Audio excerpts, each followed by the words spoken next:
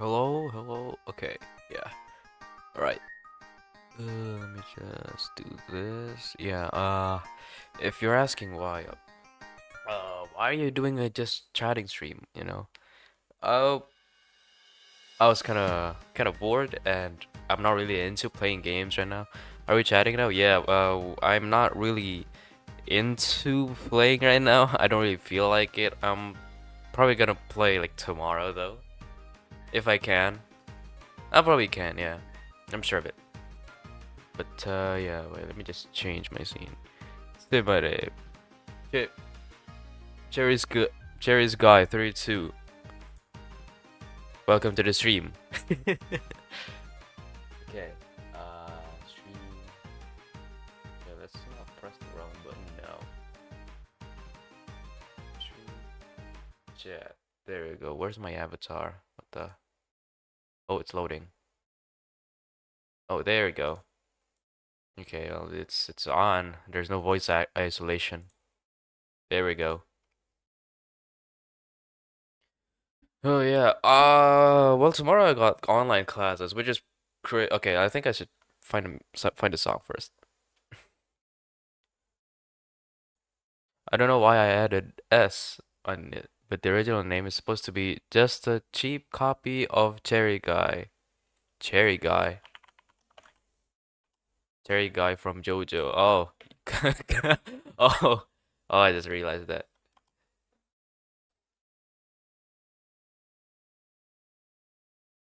I forgot. I think I never really finished, because I got away from JoJo Love Yeah, the freaking licking scene.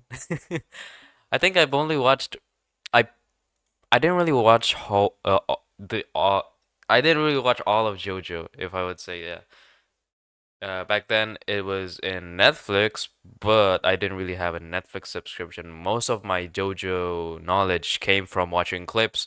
So many clips to the point that I don't think I need to watch the anime anymore because the clips already order itself. It's already like it already explains the story. It already explains the enemies, stuff like that. I did watch some of it.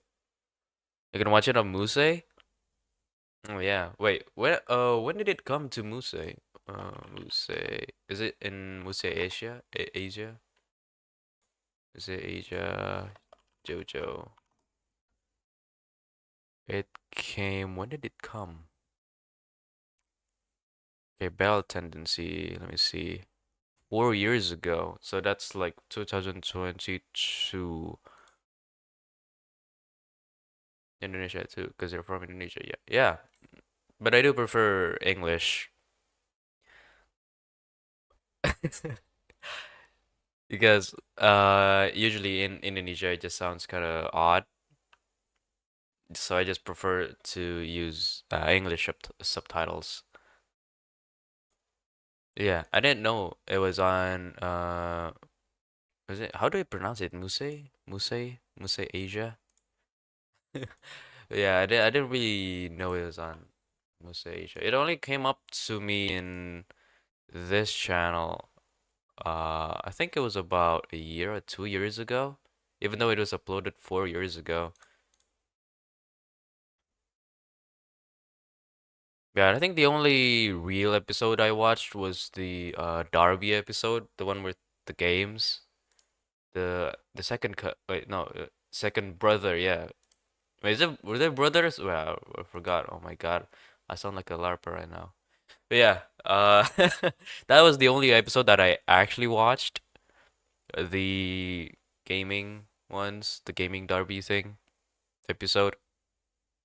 Aside from that, it was only clips. Hi, hello, alternative. Muse released episode each Friday, so back then, when Muse is still releasing the Part 4 episode, I kept on waiting for days. Yeah, a lot of the episodes are yeah, uploaded in weeks. I think weekly episodes is the best, It's the best format as of currently. That's a big episode. Yeah, well, I don't really know because that was the only episode I watched, but As far as I can see, yeah, it was pretty peak. Even though yes, the Dio's World episodes were pretty good too. Even though it stretched, how many episode was it? It was like 3 episodes, 2 episodes. Yeah, it was a peak though. Very cool. But now we got Steel Ball Run. We got a 1 hour episode, and then gotta wait until what, October, if I remember correctly. Yeah, just gotta wait until October. Okay, let me just. What about a good lo-fi? What lo-fi should I play? Lo-fi song, something. I don't know. I don't know what's good for background songs. The Persona 4 what? Revival is on early 2027. So that's gonna be a lot. Oh, yeah. Well, that's next year, right? I mean, we're already halfway, which is crazy, dude. We're already in May. I didn't even feel like, it didn't feel that long ago we had our New Year's. It's already May. Wait, is it May? Or is it April? Yeah, it is May. It is. Oh, we are already almost halfway again in this year, which is crazy if you think about it. Really this far.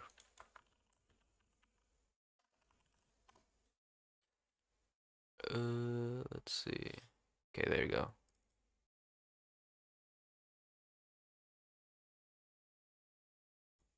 Ah, yeah. There you go.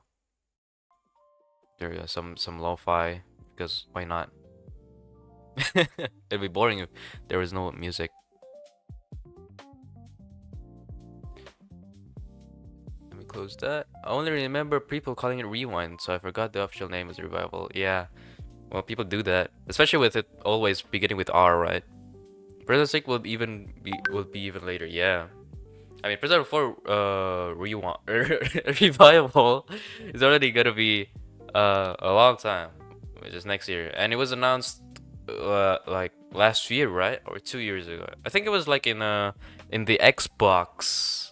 Was it Xbox? No. Wait, was it Xbox? I think it was Xbox.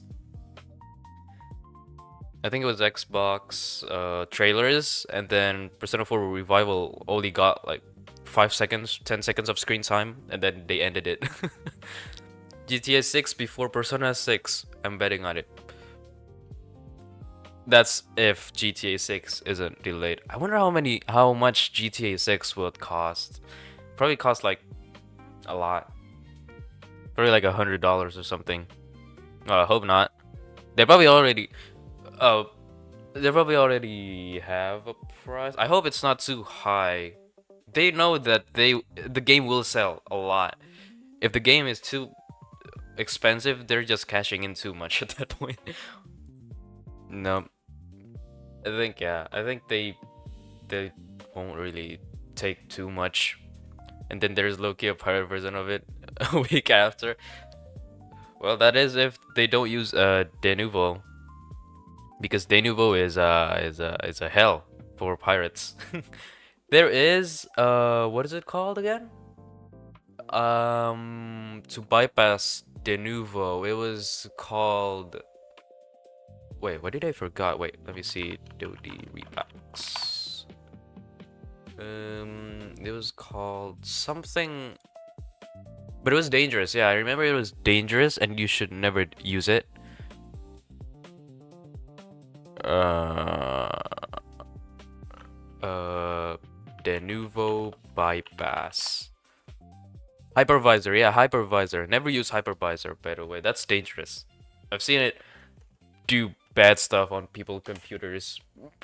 I don't want to take the risk. I used to do game to pirate games, but now I don't. Wink wink if you get what I'm saying. It was fixed, I think. Well, I hope so, because all of those poor computers are just lying dead now because they try to pirate a game with hypervisor. But I still kind of don't want to use hypervisor, I'm not gonna use it because I'm not taking the risk yet until it's confirmed like very, very safe. Are you employed? No, I'm still in school. I'm 10th grader. I'm a 10th grader. About to be 11th grade, by the way. Yeah. Almost uh yeah, well, not really close to graduation. It's still the 2 years again, 2 years more. But I would say I'm pretty close, you know? But I'm still very, very far from real life, you know? I know that. I know that for sure. Yeah. Man, dude, I don't know what I'm gonna do after graduation, to be honest. Well, of course, nowadays college is basically essential, especially in Indonesia, you know? If you don't want to use college, you should have gone to SMK, you know? But I went to SMA, which is a regular high school. SMK is a specialized high school, you know? So there's already majors is as in SMK, but in SMI you don't have majors, probably just science and socials. I did used to pirate P3 Portable. Well, yeah, I did too. I remember I paired P3 Portable and P3 Fast, but I dropped it because I don't know. I think I was still in ninth grade back then, and then I tried P3 Reload like a couple months ago, and then I finished it. How many hours do I have right now on it? I think I have 68 hours. Can high schoolers in your place take part-time jobs like in Persona? No, you have to at least be 17, I think, so you have ID. I don't think the emulation is pirating, right? Well, emulating itself isn't really pirating. It's how you get the game is the part where it becomes a problem of if it's pirating or not, you know. If you own the game, listen, in my honest opinion, if you own the game once, okay, because there's a lot of consoles, a lot of ports, a lot of stuff like that. If you own the game once, let's say you bought it in let's say you bought it in your old PSP back then, and then now you kind of want to play it again somewhere else outside of the PSP. I don't think if you download a Persona 3 portable game online, I don't think that counts as pirating because you already own the game, right? I don't think it's right for you to buy the game again, unless you want to, of course. There's nothing wrong with wanting to buy the game twice, but if you just want to download it, I don't really consider it pirating, you know? Maybe you want some, I don't know, 60 FPS mods, some better performance, better graphics and stuff like that, right? Because you can upscale on emulators, right? Yeah.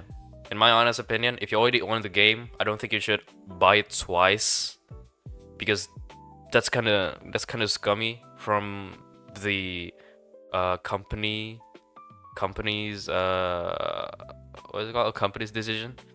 Can react videos? Maybe someday. I don't think I'm ready to react for video. How would I even react to it? I mean, I can, but I think without a face cam, reacting to videos doesn't really feel right for me personally. I know there's a lot of people who react to videos without a face cam, but for me personally, reacting to videos without face cam doesn't really feel like reacting because you can't really see my face, you can't really see my body language and stuff like that. All you can come up with is from my voice and my expressions.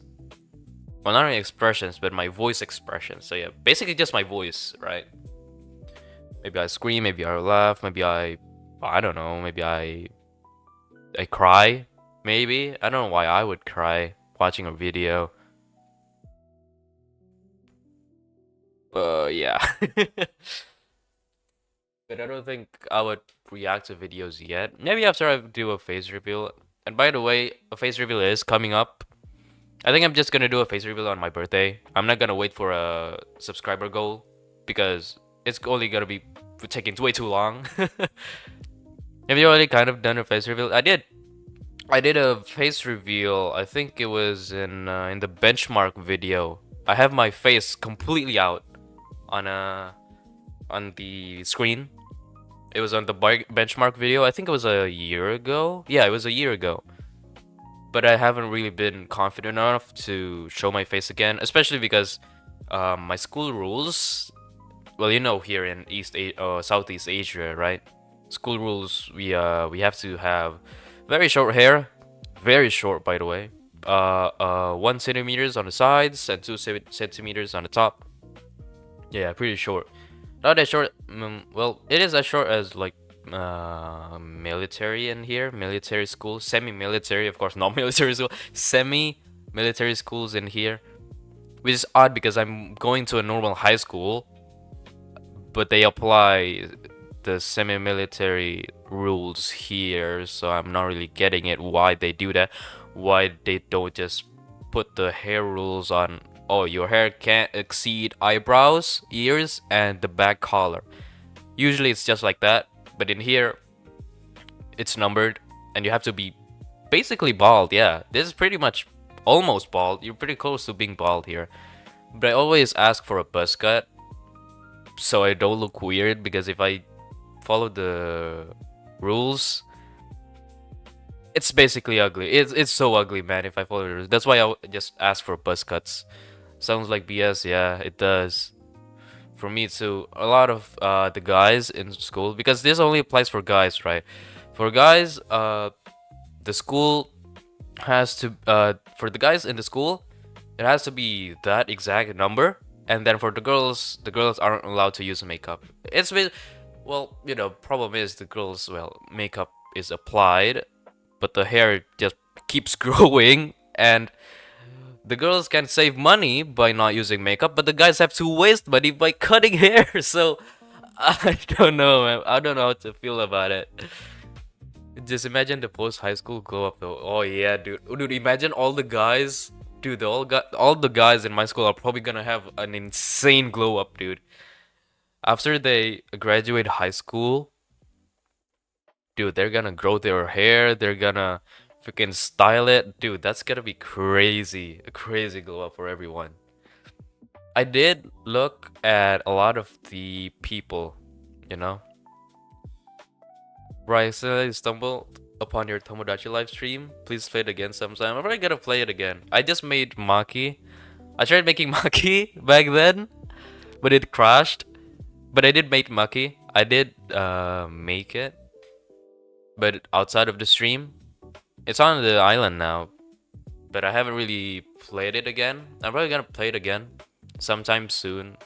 Maybe a couple streams after Persona. What I mean, like, I'm probably gonna play Persona a couple times more, and then maybe play Tomodachi Life again. Bro, how do you even play Tomodachi Living the Dream? Do you have Nintendo? I do have a Nintendo Switch, but the stream itself, I wasn't using my Nintendo Switch. If you saw the moments where I had to type in the names, or maybe like my islands, my pronunciation characters, my character names, you might see there's something odd with how I type it in, especially the sounds of the clicking keyboards. Yeah. I have a Nintendo Switch, and actually the Nintendo Switch is very, very old. It was like a first edition, I think. It was a gift from my father. My father went to Japan, right, for a business trip, and then when coming back, he bought a Nintendo Switch for us, which is I'm still very thankful for it. I'm still very grateful for it, because that, oh my god, okay, that was my WhatsApp, by the way. Let me just mute my WhatsApp. Dude, shut up. What's up? Yeah, that's cool. Yeah, it was awesome. It was like so crazy. Me and my brother, we used to play so much ARMS and Mario Odyssey. That was crazy times, man. And now Nintendo Switch 2 is already out. Oh man, I don't know how to feel about it. Yeah, it was pretty cheap too in Japan. I think my father bought it for like 3 million rupiah. Let me try to convert that. 3 million rupiah to USD. $173. Yeah, that was insane pricing back then. because maybe because he bought it in Japan. That's why probably my Switch right now is its region is Japan probably. Maybe I don't know.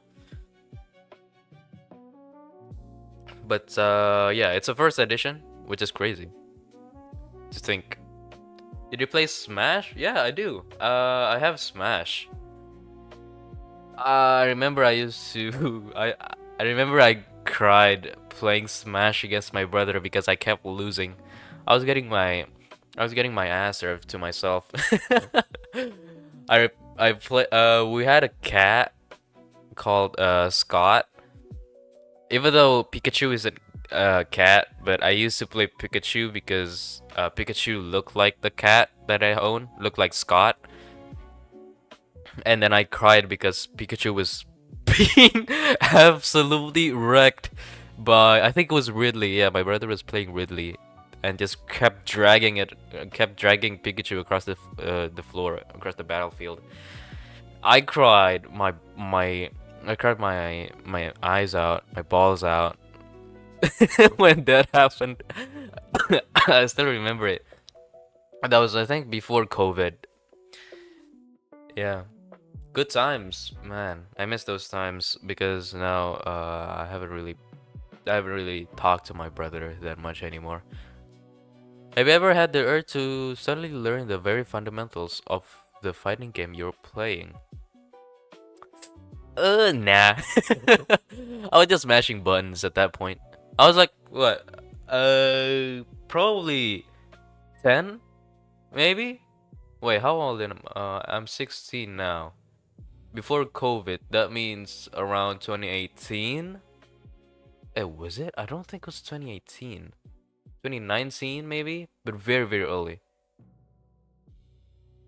Yeah, that's the better way anyways. Well, if you want to get good, well, you probably have to learn the fundamentals of the fighting game I was playing, like Smash Bros. But well, I still had my quality time with my brother, you know. It kind of irritates me how people mash and got called good for it. I swear, once I got my PS2 back, I'll become very good at it. The bot can't even beat me. PS2? What were you playing back then? I don't think Smash was in PS2. Tekken? Oh, Tekken. No, yeah. Tekken 5 though. Tekken. Yeah, a lot of people has been like playing Tekken lately, especially in my school too. Yeah. I don't really know what really. Wait, it's Tekken. Oh, wait, what? Yeah, this one, Tekken 5. Yeah, I never really gotten into the fighting games that are like that. What is it called? Side scroll? Is it not? It's not side scrolling, right? But you know, the ones with the side perspective, I've never really gone into those kind of fighting games. Well, except for Smash. Smash and the Stickman game. Yeah, I remember playing that Stickman game. And then also JoJo's Heritage for the Future. Yeah, there's a lot of Heritage for the Future websites where you can play it for free. I remember I played it a lot back then and I was addicted. I was addicted to using Dio because you can spam your road roller. Yes, I played Heritage of the Future before, from the future before. Yeah, it was fun, very fun. Sadly, there's no official arcade machine here, but it was really fun playing on the on my laptop because I didn't have a PC back then, right? That was when I was sixth grade. Yeah, was it sixth or fifth? I think it was in sixth grade. Yeah, I think it was sixth grade. I played that game back then. That was crazy, crazy times. Ah, I never really did my Zoom classes back then. My prefecture is the character from the game called Rubber Soul, basically the fake Kakyoin in on Singapore. What? Rubber Soul? And I'm finding a album from the Beatles. Game. Game. Rubber Soul. Oh, Rubber Soul is a playable character. Oh, Rubber Soul is the character. Okay. Yeah, as I said, I never really watched the real anime. Most of my knowledge came from clips. Yeah. So it's the fake Kakyoin. Kakyoin. Kakyoin. How do you pronounce Kakyoin? Kakyoin. Yeah, Kakyoin. Uh, I remember playing a lot of Roblox games that were based on JoJo, because there were a lot of JoJo games back then, but now JoJo games are very much dying down on Roblox.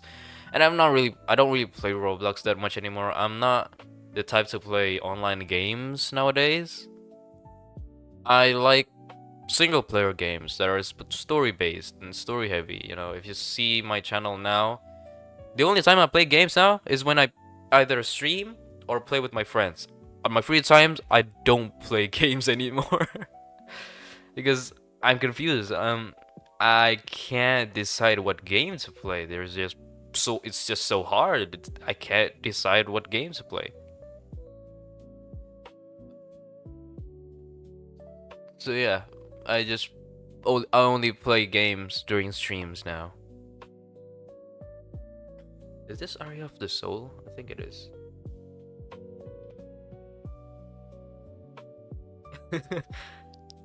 Because the gameplay loop is the same. You collect arrows, get stats, grind for hours, get cooler stat specs, and then got bored. Yeah, that was the only thing you can do in those Roblox JoJo games. I remember playing a lot of a Universal Time. I played Your Bizarre Adventures. I'd never touched a Bizarre Day, which is very odd if you ask me, because that was the OG JoJo game. But other than that, I did play Stan's Awakening back then too. But now, I think the only games that are still standing, well, I don't think any of them. Is Your Bizarre Adventure even still alive? I know a Universal Time is still on, but that game is very far from a JoJo game anymore. That's just a fighting game in whole with a lot of characters. I don't consider a Universal Time a JoJo game anymore. Even back then, it wasn't really that much of a JoJo game. Like, before the new universe. Yeah, that was crazy. The hype around the new universe back then. People were anticipating it. People were saying, "Oh man, it's gonna be Your Bizarre Adventure." And then, after the first week, it fell off. I still have the World Requiem, which got rebranded now to be Locky. I don't know, but it's LOCKE. Yeah. Well, now I'm just waiting for Steel Ball Run to continue in October somewhere, sometime in the end of the year. Yeah. At least it's gonna be a weekly episode. To be honest, I kind of understand if it's like an hour an episode, but released per month. The problem is that back then you didn't really get a schedule, so that's where the problem comes from. Personally, a lot of JoJo games in Roblox is literally full of out of context specs and stands now. JoJo game doesn't even use the words JoJo on it anymore. Well, like AUT, yeah, exactly. AUT, like I don't even know how AUT, how they decided the name to be AUT, because at least with a Bizarre Day, there's Bizarre, and then ABD modded, well, there's also Bizarre. Your Bizarre Adventure, well, I think that's pretty self-explanatory, but a Universal Time? A Universal Time doesn't really have that JoJo feeling to it, so I don't know. There's no JoJo's connected to it. So yeah, basically it was like not a JoJo game from the start. But I do I do know, and I think I remember a lot of the openings. I remember on the first day of high school, we had like MPLS, right? Just of it, because now AUT is just full of other enemies. Yeah, a lot of other. Even, dude, they even have a spy from Team Fortress, which isn't even an anime. So yeah, AUT is not the JoJo's anymore. Yeah, I remember in the first day of high school, there's MPLS, right? MPLS is basically like you go to high school for basically adapting to the new environment. There's gonna be student council members who are gonna tour you throughout the schools, explain you the rules, make you comfortable, share stories with you about the school, and then you're gonna be assigned to a class for exclusively MPLS. And then in that class, you can make new friends because, it's the first day of high school. But I did not make friends in MPLS. I I remember I tried to not make friends. I actually put an effort to it because that was the moment I thought that, oh my god, I gotta lock in. I gotta lock in. This is the final moments of my school life. I'm not gonna make any friends, or at least not that many friends. And then all my times are gonna go to studying because I wanna go to a prestigious college. I wanna go somewhere. I wanna go I don't know, abroad if I can. And then I remember humming, or maybe even faintly singing all. Oh my god, it was so cringe. I sang throughout all the JoJo Bizarre Adventure opening up until part 5, the one that goes like Kami de Sadame Usae. Is it the stuff I forgot the name, but the last part 5 opening from the very first part of Phantom Blood. I faintly sang all of it from memory. Oh my god, I was cringe. Even though I know no one was listening because it was very faint. I was like basically whispering. But I could have done so much better. I could have done anything better than doing that. I don't know what came over my mind, but that was cringe, man. That was a very embarrassing moment from my first day of high school. Yeah. I I don't want to remember it anymore. Yeah, I remember all the openings from memory, by memory, because I used to listen to it a lot back then. Yeah.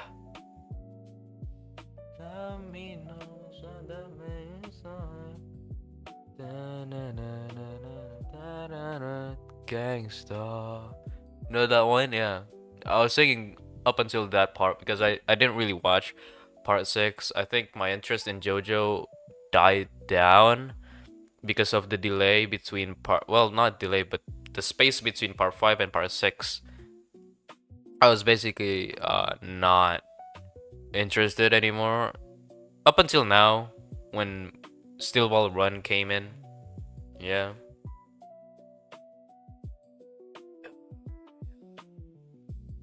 Oh man.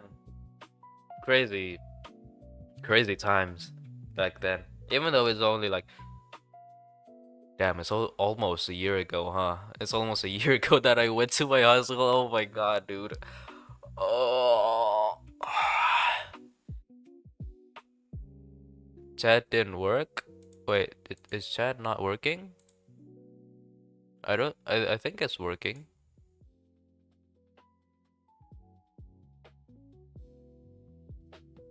Yeah, I don't. I will not do it anymore. I'm not gonna. I still like singing, but I don't I won't be singing like that anymore. Because that was cringe. That's just bad. Do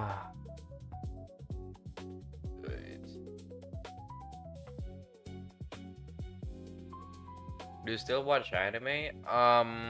It's kind of hard to explain. I don't really watch anime that much anymore.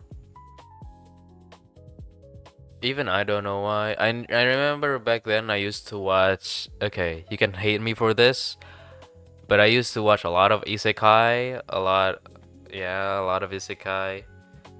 That was a very much waste of time. I could have used that time to do anything else but that. And then I watched romance, which is probably more tolerable. I watched a lot of romance back then, but now I don't, because romance is it's difficult, you know? A lot of them are the same nowadays, so whenever I watch romance, oh, it's probably gonna do this, it's probably gonna do that, so I don't really watch romance anymore. I hate isekai. Yeah, I don't understand why I watched it back then. I think it was because my first anime was well, not my first anime, but the anime. I remember one of my friends used an SAO profile picture, and then I was like, oh, that's pretty cool. Yeah, in my early days, I watched SAO, which is a very bad choice when I think about it again. uh, I think it's like JoJo and Soul Eater. Oh, I haven't watched Soul Eater yet. I've only known Soul Eater from Tower Defense. From All-Star Tower Defense, because the character called Mina in that game is from Soul Eater, the girl with the scythe. Same. I haven't watched it, but their face looks so damn fire. I would say, well, if back then it looked cool, but now SAO just has that generic, isekai outfits. But back then, yeah, it was probably pretty unique. But now, with a lot of isekai anime, it's generic. But still, though, it's a pioneer, It was the first of its kind. You can't really blame him that much. But now, I do watch isekai. The only isekai I like now is Mushoku Tensei. That is the only isekai that I'm still watching now, that I'm still waiting for next season, and a third season, I think. Yeah, I'm still waiting. I remember watching it. I cried in the first season. I cried in the second season. Oh my god, it's peak. So I'm just watching it again. I'm still continuing. The only isekai I watch is Yakuza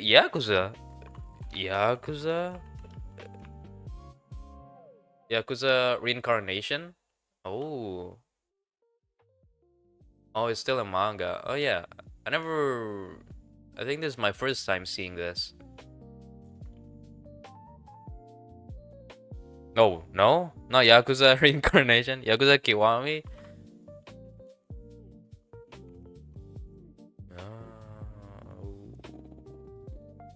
Yeah, I've only played Yakuza 0, so I don't know about Yakuza Kiwami. Even with 0, I haven't really finished 0 yet, because Director Cut came, right? I heard about the Yakuza 0 Director Cut coming, so I didn't really finish the Yakuza 0 or original game. I just waited for the Director's Cut, and then it came. Yeah, if you see one of my first videos in this channel, it was actually Yakuza 0. Yeah, back then I only played that much, and then not continuing it. I don't know. I really want to get into Yakuza. I heard that the story is very, very good. That it's continuing from 1 to 6. And then there's also, the man who erased his name in its peak. But I haven't really gone playing it yet. You can play multiplayer on Director's Cut and play as Nishiki. Oh. I didn't know that. Well, Nishiki is the who is Nishiki again? Nishiki is the Is the who was it? Ah, I forgot. It was the point is it was the friend of Kiryu, right? Nishiki. Uh, the only reason I got hooked into Yakuza is because of the modding community. Are there a lot of mods for Yakuza? Well, probably is. It is a Sega game. Yakuza mod. Oh yeah, there's a lot. Yakuza 0 mods, Nexus mods. I'm looking at it right now. Yeah, it is a Sega game. Sega game always have a lot of mods. Oh yeah. I still want to cosplay as Kiryu Kazuma though.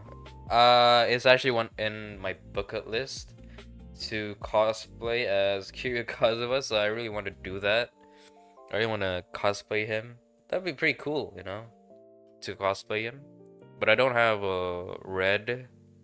What was it called? I don't have a red shirt. I don't have a white blazer. I have a white pants, but I don't have the other stuff. Yeah. Oh man, yeah, I really like doing chatting streams like this. It's the perfect moment to, like, you know, unwind. Maybe there's a lot of thought in my head, and then I'm kind of like I kind of want to blow off some steam. I just whenever I feel like that, I just start a just chatting stream. Especially last night. Oh my god, dude, last night. Oh, dude, that was very hard on my mind last night. Yeah. A lot of thinking, a lot of stuff, you know. It wasn't about me, of course. It was about someone else, about one of my friend. Dude, that was very painful, man. Very painful to listen to. Uh,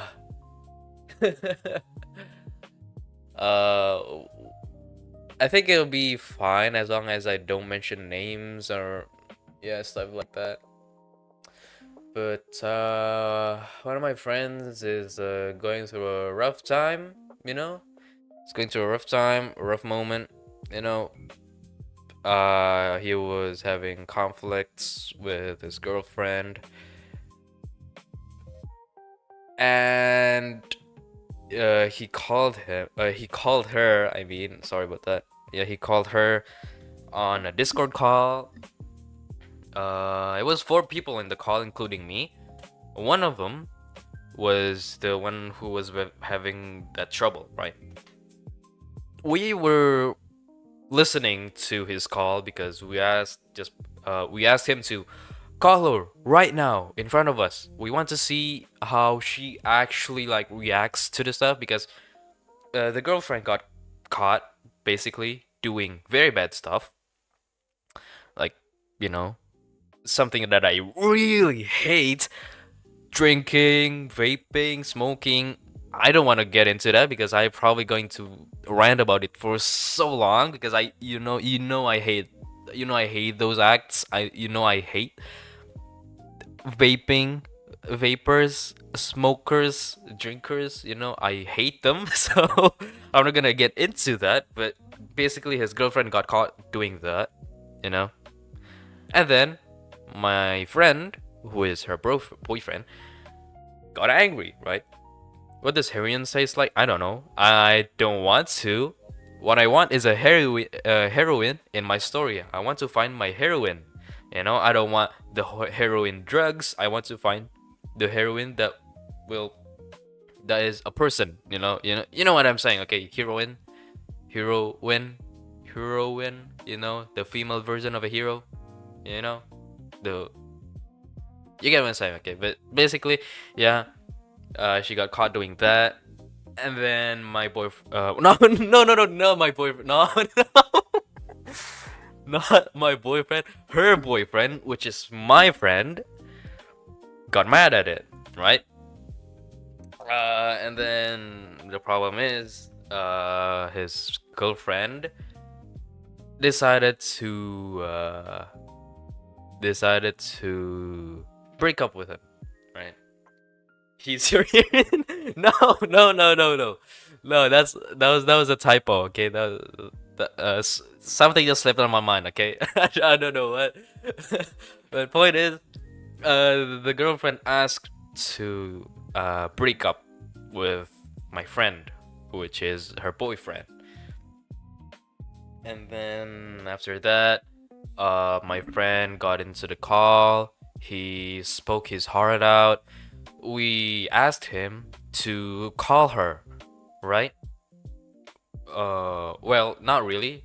His girlfriend asked to call, but we, the one on the group call, we told him to answer the call in this call so we can listen in to how she speaks, how she thinks about all of this, because you can really feel someone's thought on something just by their voice, right? You can say if they're taking it seriously, if they're taking it as a joke. We call her, and then from what I can hear and what I can see, my friend is the only one who was putting effort. Well, the girlfriend was just, joking around.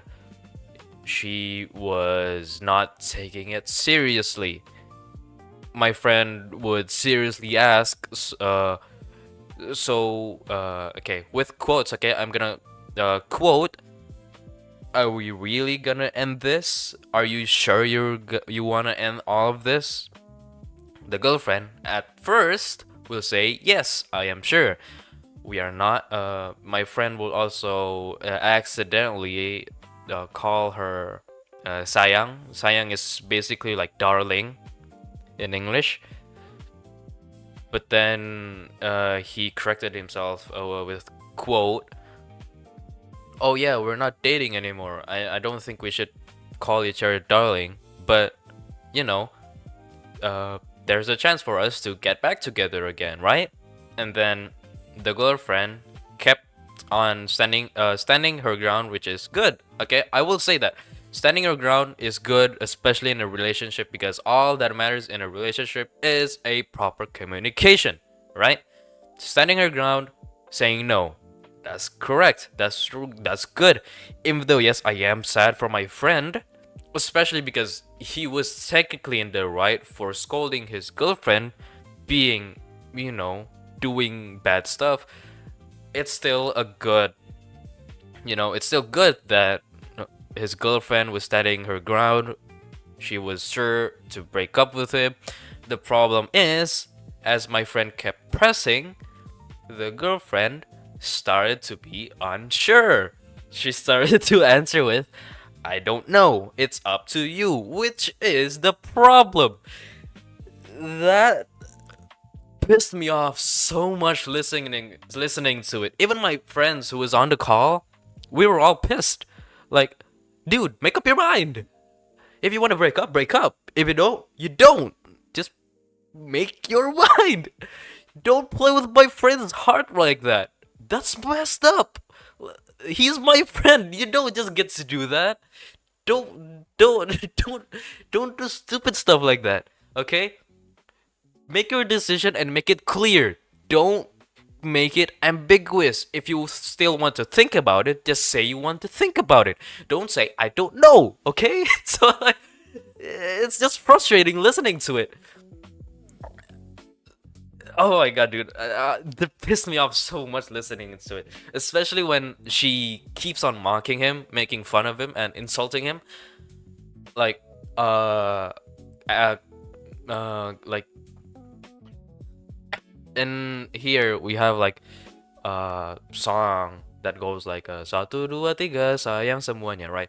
And then she basically used words of my friend and then said like 1, 2, 3 and then sings the phrase from my friend sentence, which is just, dude, take this seriously.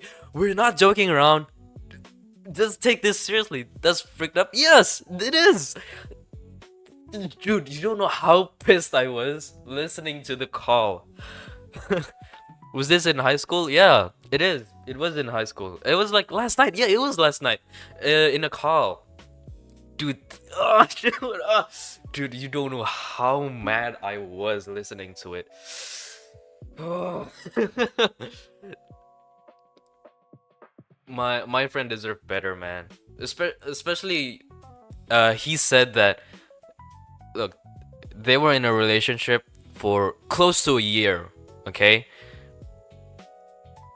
And then my friend also said that when the relationship was blooming, it was beginning, everything was perfect.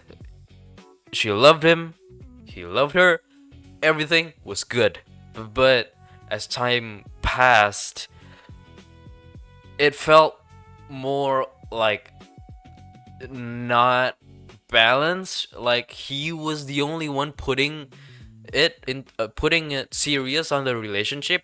He has said a lot of times in the call, of course, probably not into her. Well, he did say it into her face, but he also repeatedly say that this is the girl I want to marry. This is the girl I want to marry. I want to make her my wife.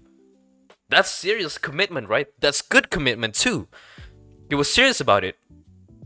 But the problem is she doesn't take it seriously. This is the problem. And that's just not it, man. We all agreed unanimously that yes, he should break up.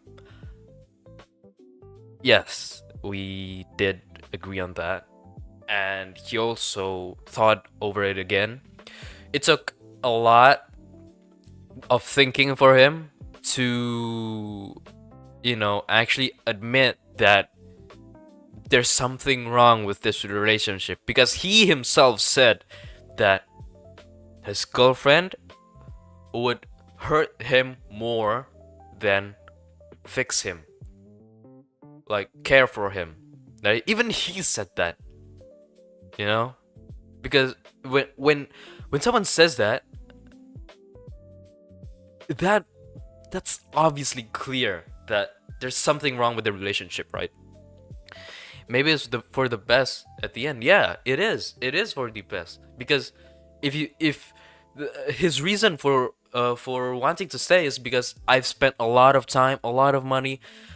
I have invested in this relationship for so long, for almost a year, and then what, am I gonna just end it all now? And then I responded with that with, well, if you're gonna continue, it's gonna get worse, because you're gonna get more attached, you're gonna spend more time, you're gonna spend more money, and then it's gonna be harder for you to let her go, okay? And then yeah, that's just, it's hard, but if he doesn't let go, it's gonna be a problem for him in the future, because it would be hard for him to let things go. Even I asked him what what Maruki asked me in Persona 5. I asked him, do you believe in heartbreak? Something like that, right? Maruki asked me that in Persona 5. I asked him, do you believe in heartbreak? And do you believe that it matters? He said no. My friend who is on the call also said no. And then I gave my answer, which is the same as my answer from that stream. I think heartbreak is essential. It's actually important, because with heartbreak you can deduce what went wrong. Heartbreak is just another form of pain that is invisible, and just like any pain, you learn something from it, Maybe for example, you're riding a bike, you fall off, you're gonna get hurt, and then it hurts, you feel pain, Alright, Socrates, I see you. Yeah, you're gonna get hurt, and then after that, Well, you're gonna after getting hurt, after you feel pain, you're gonna think, "Oh, why did I feel pain? I don't like this. I don't like the pain. I don't like feeling pain." You start thinking, "Why did I feel the pain? Oh, because I fall off. Oh, why did I fall off? Oh, maybe I was just not careful. Maybe I was not paying attention correctly, right?" And yeah, that's basically why I think heartbreak is actually important, because that is how humans learn. That pain is how humans learn, right? It's just natural. It's just biology. That is just biology. Probably the freaking Ooga Booga people back then, a million years ago, they probably feel heartbreak when they see when they see their wives get freaking railed by another jungle man. Not jungle man, ancient man, caveman. Yeah, they probably feel heartbreak back then, and then they fight it off. Fight it off. You know, they probably feel that too. you know, you know what I'm saying? They probably feel like that too.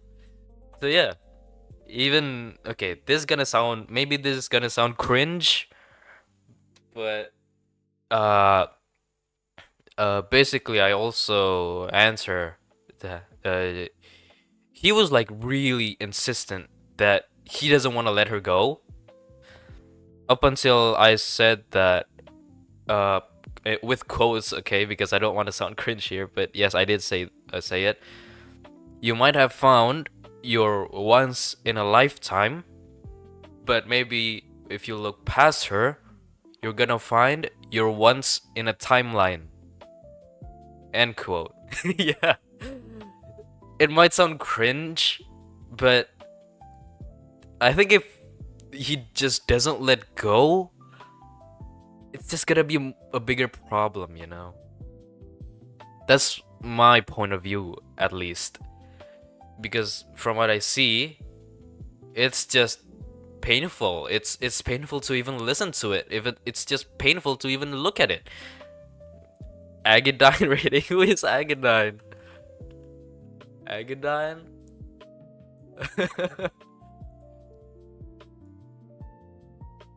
Yeah. Oh, fire. Oh, fire. Fire rating.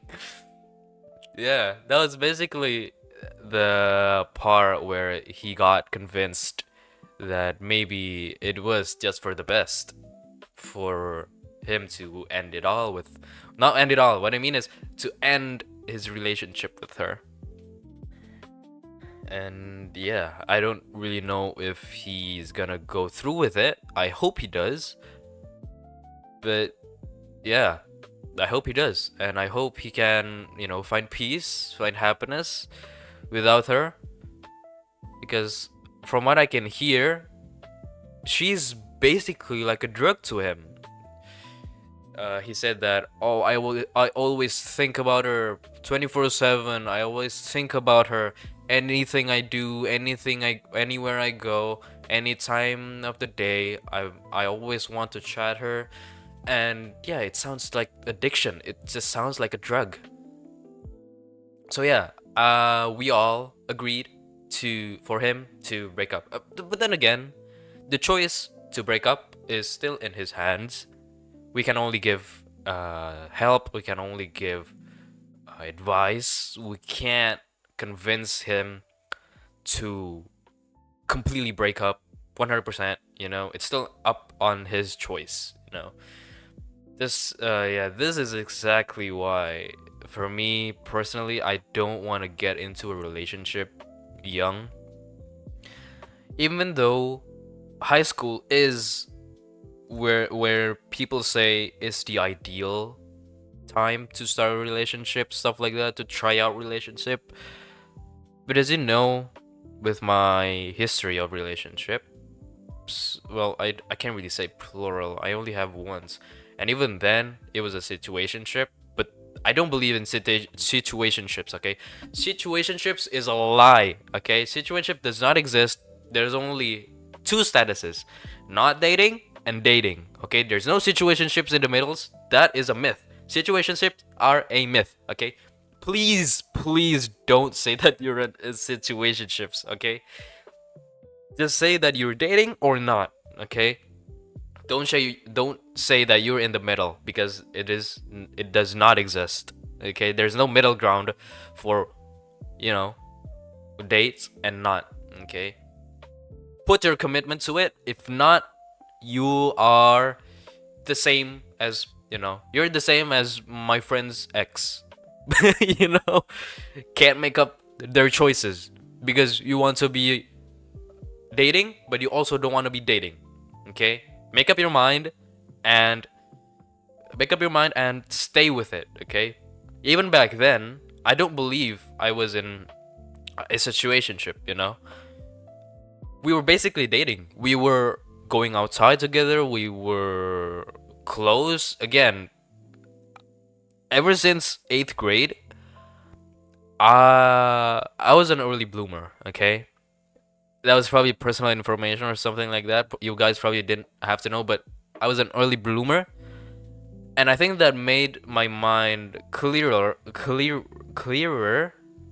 early. So in 8th grade, I think my mind was clearer, at least in sense of like, how do I explain this? I don't want to say that I'm better than anyone else, than everyone else, than anyone else. I won't say that. I'm still human. I can still make mistakes. I can do something that is literally criminal. But back then, I think I'm a celibate. Okay, I'm a true celibate. Okay, it might sound weird, even cringe, but yes, it is. I believe I am a true celibate. You know, you got a head start essentially. Yeah, people were literally in front of my eyes being slaves to love. Okay, I think that's a good word to put it. In 8th grade, I was seeing people being slaves to love, basically. Which is weird because in 8th grade, you're still in middle school, you know? You're still in middle school, your mind isn't really developed yet. Even then, I'm sure my mind was not developed back then, but I still see something wrong. I see something wrong with how this thing is going. That's why I refrain myself. Wait, is refrain the correct word? I avoid myself from getting into a relationship because of how I see so many people do mistakes, like my friends. People get heartbreak left and right. People just get into trouble. Have you seen how many people get pregnant outside of marriage? That is idiocy, okay? At its finest. You cannot make that up, okay? I will not ever touch a woman unless she is married to me, okay? I will not date anyone unless I feel like she's the right one, unless I feel like she is the one that I want to marry, that I want to spend my whole life with. I basically sound like a alpha guru, but I think that's a pretty good mindset. If you're dating to try things out, oh, I wanna try how dating feels. I wanna try how love, love. Remember love. I love love. That's just not. I don't think that's correct. I don't think that's a right thing to do because you're just playing with someone's heart. You're just playing with someone's heart. You're just testing things out, you're testing the waters with someone, which is something that only an asshole can do, okay? If you want to date someone, you better do it seriously, just like my friend. He was serious about the relationship. He wanted to marry her, but she doesn't. She doesn't take it seriously, you know? So yeah, I only believe in relationships when it's serious, you know? If it's not serious, then it's hard. It's hard to see it. It's hard for me to support it, you know? But then again, if someone is dating and then it's not serious, well, I don't really support it. It's not my place to judge, and it's not my place to tell them to break up and stuff like that. I can only observe as someone who knows that information and take lessons from it, you know, apply it to myself. And I think that's the right way to view it. Not to be, I think I'm being left behind if I don't date someone. No. Do not worry. For everyone who is single, do not worry. You are not left behind. You, especially if you're young, like young, like really like young, because nowadays people in freaking grade school date, which is messed up, okay? If you're young, like young as in middle school or grade school, and you feel like you're being left out because you don't date, personally, you are not left behind. You are not unloved. You are not behind anyone else who are dating. In fact, I think you are ahead of them because you have better control, self-control, and you are more patient. Especially if your decision to be single is your own decision. That's where I think it's right. Okay? If you are still in grade school or middle school, just enjoy the life, man. Just enjoy your time there. Don't just enjoy your time with your friends, stuff like that. Don't waste any time like being chained up by your partner, you know? Because now people are very much strict with their partner. Oh, you want to go here, you need my permission. You're gonna cheat, right? This does that, this and that. So yeah, just enjoy it, man. Just enjoy your single era until, you know, maybe you find someone who is true. And then by then, I think personally, you know, go ahead then. If you're sure, you're absolutely sure about them, go ahead. There's nothing wrong with it. It's all about, you know, how you think about them. Of course, all of this are my opinion. I'm not trying to change anyone. I'm not trying to mess with anyone's mind. I just want people to, you know, watch for themselves. I don't want people to go through heartbreak and then hurt themselves for it, because that's just painful. It's painful to see it. To see it. You know, I don't want the worst for anyone, even for the people I don't like, you know.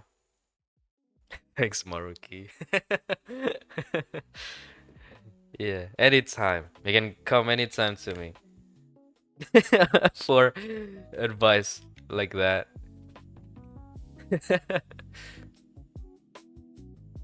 Spoilers, man. Don't worry. I already got to Maruki. I already unlocked Maruki, so it's fine.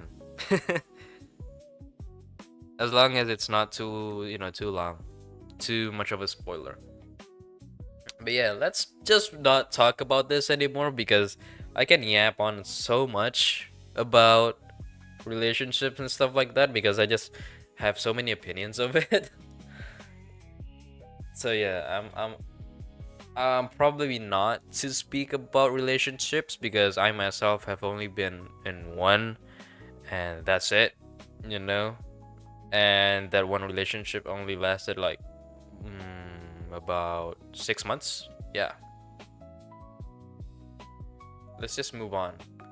I got online school tomorrow. Well, actually, I got it from today. But yeah, basically, the teachers and the student council members, they got a meeting, and we got online school. Yeah, I'm probably gonna go outside tomorrow. Yeah, we won't have online classes either. To be honest, we only get tasks. So yeah, because well, during the school hours, the teachers are going on a meeting. So they basically cannot teach on meetings, you know? So we just got ourselves, literally, I was asleep all morning until yeah, until 12, I think. Yeah. And then yeah, I just do some works, then it was done. Everything was done. Where are you going? I think I'm gonna go to I kind of want to do karaoke. I think I'm gonna do karaoke tomorrow. I'm gonna go to Jakarta probably. Yeah, I'm gonna go probably by train because I don't have a car yet. I do have a bike, but I don't really. I can't go out of town using a bike. I'm gonna go by train. I'm gonna go to Jakarta and do some karaoke probably. I'm gonna increase my charm, increasing my social stats. Gotta increase my charm and my courage in karaoke. My wait, no, not courage, my guts. Yeah, charm and guts. We're gonna do some karaoke. It was pretty cheap too. It's called Manekineko, I think Manekineko, because that is the only place where you can do, well, not the only place, but it's one of the places you can go for, Japanese style karaoke's. Are you able to do that alone or going with friends? I'm gonna go alone. Yeah, I've been going alone outside lately a lot. It's refreshing, I think it's a good way of healing. Even every Sunday, I always take the bus to Jakarta for a car-free day alone because my parents now they can't really do that much anymore. Uh, they uh, they got it's hard for them to to go outside and walk that much now, so I just do it alone now. I don't want to make it harder for them to go outside with me, so yeah. I just go outside alone, exercise alone. I think it's pretty refreshing, actually. Not having to think about school, not having to think about anything. I can just be present in the moment. It's really nice. Yeah. But I do kind of understand that it might take time, especially if you're used to going out with friends, right?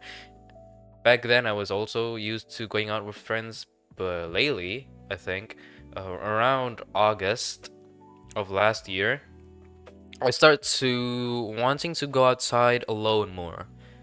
And then I did. And it's nice. It's good. It's a good healing moment. Yeah. Uh, I think anyone should try it at least once. Just going outside alone, having yourself some free time, some me time, and just enjoying the moment.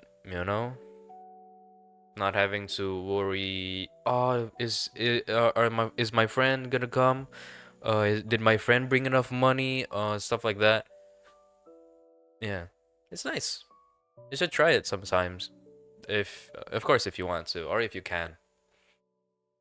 I'm not forcing it on anyone because I know that some people genuinely is hard for them to go alone. Maybe they're an introvert and maybe they need someone or someone or anyone to help them get the courage to talk to people. Maybe the cashier, maybe the register, maybe the admin, front desk, stuff like that, right? Yeah, I do understand that. So it's up to you if you want to go outside. I still recommend people to have at least some me time, you know, so you're not uh when you go out when you finally are not in school anymore, maybe you don't really feel like you need to be with someone because in middle school, I think, yeah, that's a problem, you know. Yeah, I generally can't go to the skate park no matter how hard I try, so I practice it. So yeah, it really is just a matter of like trying, you know, going out once. If you go out once and then get comfortable, it's gonna be easier the next time, and then the next time, and then the next time, and then eventually it just becomes a routine. It becomes a habit. So yeah, it is just a matter of doing it the first time. If you never do it the first time, it's gonna be hard to get used to it, and it's just gonna be harder to, you know, adapt with the environment, stuff like that.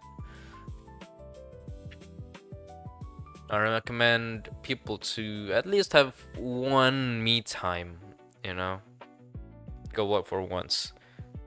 In middle school, my problem was that I was very much hanging, right? Like I was hanging on my friends' uh, company, right? I always want to be with them. I want to go out with them. I want to spend my time always with them, and that just ended up me being ketergantungan. Me being essentially dependent on them, and that was a problem because whenever I feel alone, I feel sad, I feel lonely, stuff like that, right? But now, whenever I'm alone, I feel free. I feel like, oh, finally some time alone, dude. Oh my god, my freaking school keep getting into my ass, trying to peg me or something like that. Finally, I can take a break. Yeah, I recommend. Very good mental refreshment. So you don't get dependent on always being with a friend. Yeah, I'm probably gonna do some karaoke tomorrow in Jakarta. Some karaoke, maybe some yeah, maybe just some karaoke. I don't really want to waste too much money because Komifuro is right around the corner. Komifuro is about 10 days more, 10 days left. I'm probably gonna go there with a 400,000 budget, 400,000 rupiah budget. I'm gonna go buy something. I don't know what I'm gonna buy, but yeah, Komifuro 22. Oh yeah. You ever go to Block M? Yes, I did. I actually 2 weeks ago, I was doing car free day, right? I was trying out the bus because my friend said, "Oh, the bus is much cheaper than the train." Okay, I'm gonna try the bus. Oh, I tried going home with the bus, and then what did I fall into? Oh, I got lost. I got lost to Block M. Of course, I didn't buy anything there because I didn't really bring money for car free day. Most money I bring is like 5K, maybe 10K, maybe 20K just for water. And then the rest of my money is in my e-money card because, you know, for tap ins and tap outs of the public transport. Yeah.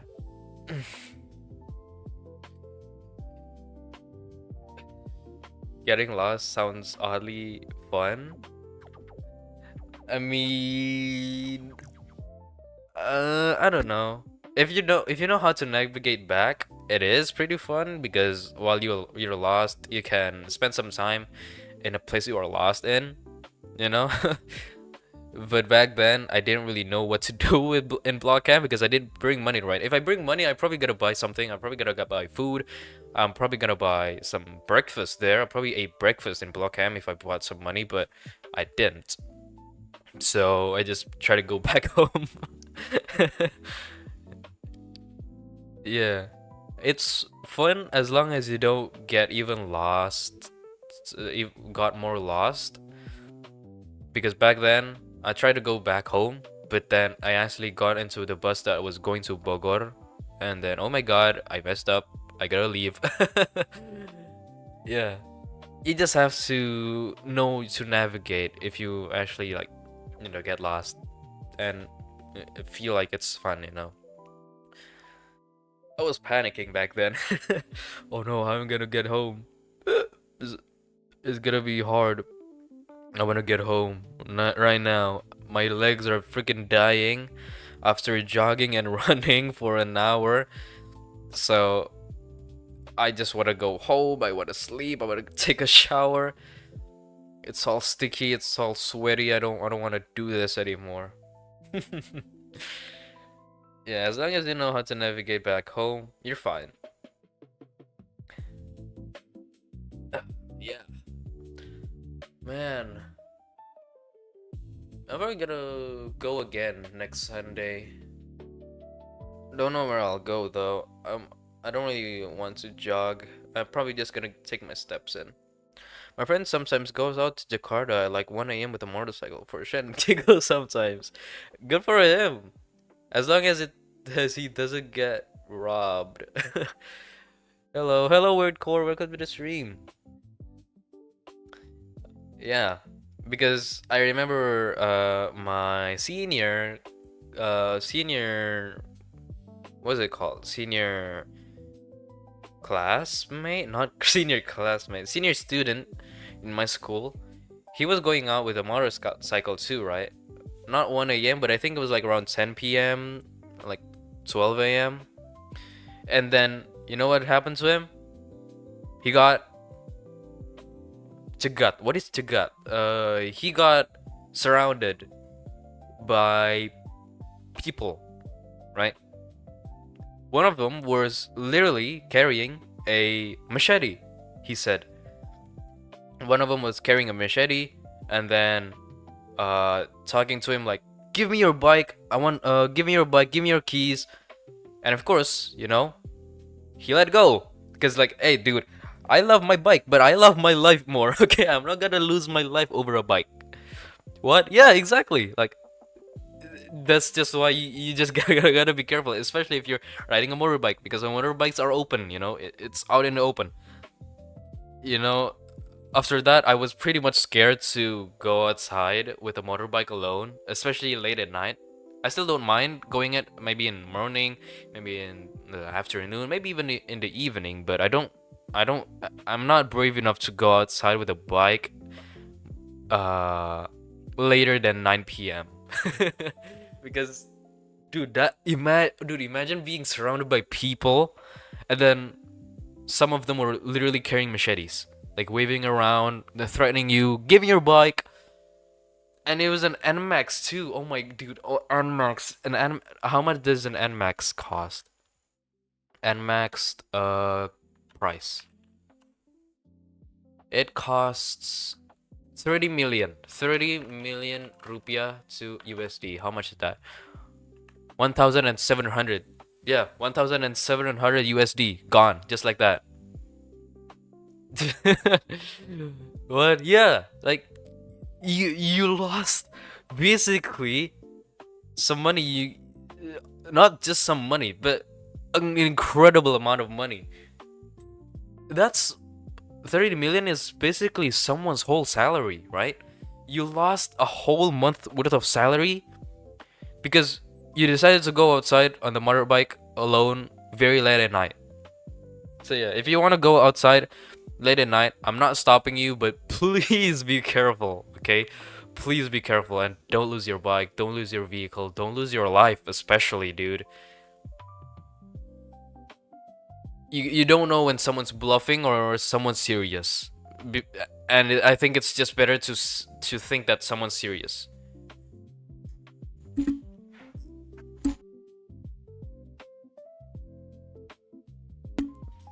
Yeah, I think it's just better for you to think that it's serious. If you're just gonna, oh, you're bluffing, you're kidding, right? Nah, I'm not gonna give you your bike, and then freaking got your freaking neck chopped up. You got your freaking neck slit with with the machete. Who are you blaming now? You know? So I think it's just better if someone's armed, don't, for a normie, okay? For like a average guy who doesn't have weapons, for someone who doesn't have martial arts stuff, just assume it's serious and let go. Just raise your hands, give up, just surrender, okay? You don't want to lose your life. Yeah, he does other dumb shit like break in abandoned buildings and climb tower all at night too. So something like what's it called? Urban explorations. Dude, I'm not brave enough to do urban exploration. I think it's fun at noon when the sun's out, but if you're gonna do it at night, dude, imagine the squatters, bro. Oh my god. Imagine if there's a squatter and they're very territorial and then they're gonna freaking hurt people, whoever trespasses, you know? Um, I personally don't believe in ghosts. Okay, I don't believe in ghosts. Sure, the darkness and being alone in a dark room, in a dark place, it kind of scares me. But I'm not gonna think there's a ghost. I'm probably gonna think, what if someone suddenly, hugged me from behind and freaking wrecked my ass from behind, and rail me, you know? So yeah, I went with him to an abandoned apartment once, and it was fun. We were weaving the guards. Was it at night or was it when the sun's out? Because when it's night, it's kind of dangerous too, especially if it's dark. Maybe you can step in some shards of glass, some sharp stuff, at night. Ooh, yeah. Well, it's good that you got out, Thank God you were safe, because it could take a wrong turn. It's all fun until you get caught, you know? The adrenaline rush was probably very crazy. Even just being chased by a friend during a game of tag already rushes my adrenaline, let alone being chased by freaking guards. That'll be crazy. Yeah, I don't think I have enough guts to do that. I still have to increase my guts to go to abandoned buildings. Because if you encounter a squatter, you can get hurt. If you encounter some guards, you can go to juvie. Is there juvie in Indonesia? Is there juvie in Is there juvie in Indonesia?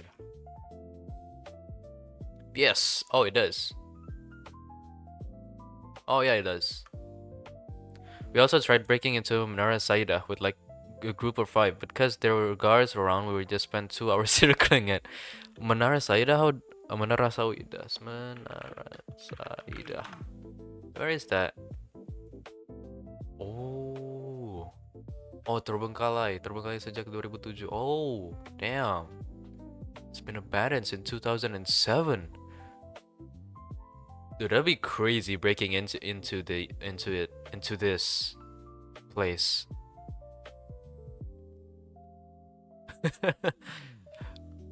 I can see the fun in it though. Yeah, I can see the fun in breaking in abandoned buildings with a group. But you really gotta be careful with stuff like this. Is Juvie a permanent criminal record? What? Are you scared of becoming the next Ren? uh, Juvie in Indonesia.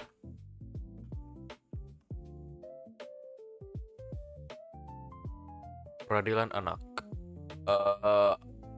Apakah masuk ke rekor kriminal permanen?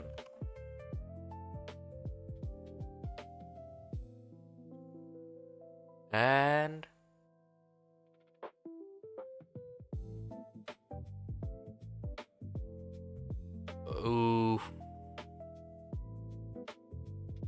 Oh, it's not. I think it's not. I don't know. It doesn't really explain it's not a yes or not, but I think it's not.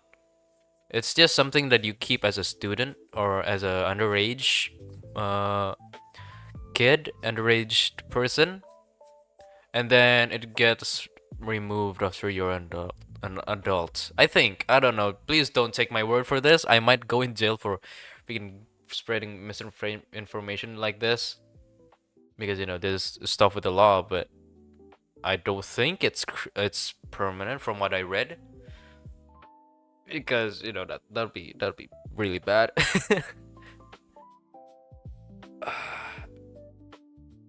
Yeah, imagine being Ren. Being Ren and being freaking avoided by people because you have a criminal record of breaking into abandoned buildings. That'd be crazy. Yeah. Why is it not charging? What the? Okay. I wouldn't mind though, to be honest. Worth it for Atakemi. Well, that is if you beat Atakemi. uh,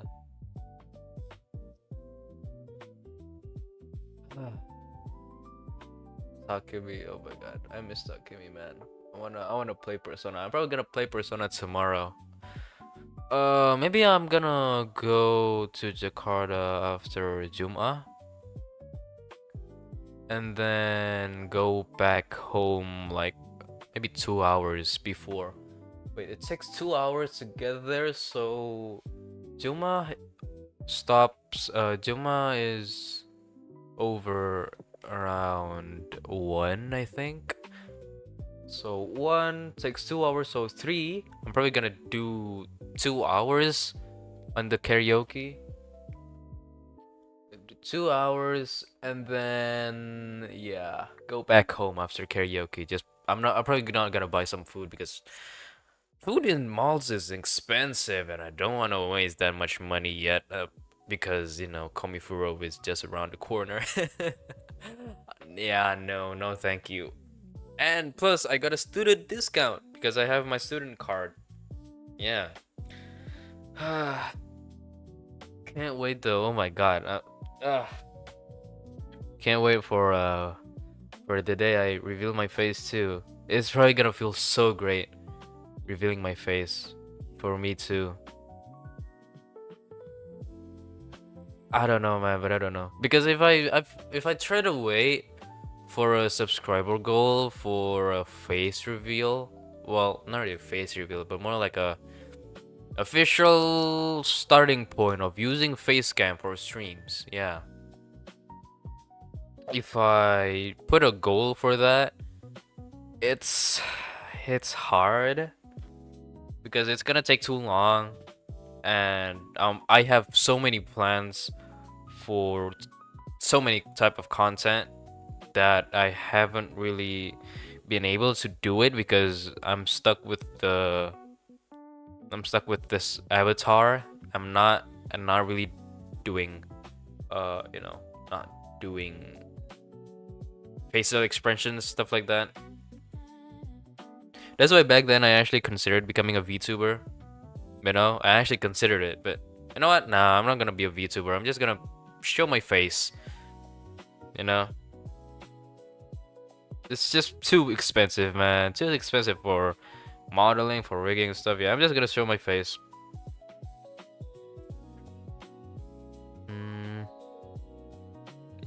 Yeah. Output 1. Oh. Okay. Yeah. Wait, what? Oh yeah. Okay.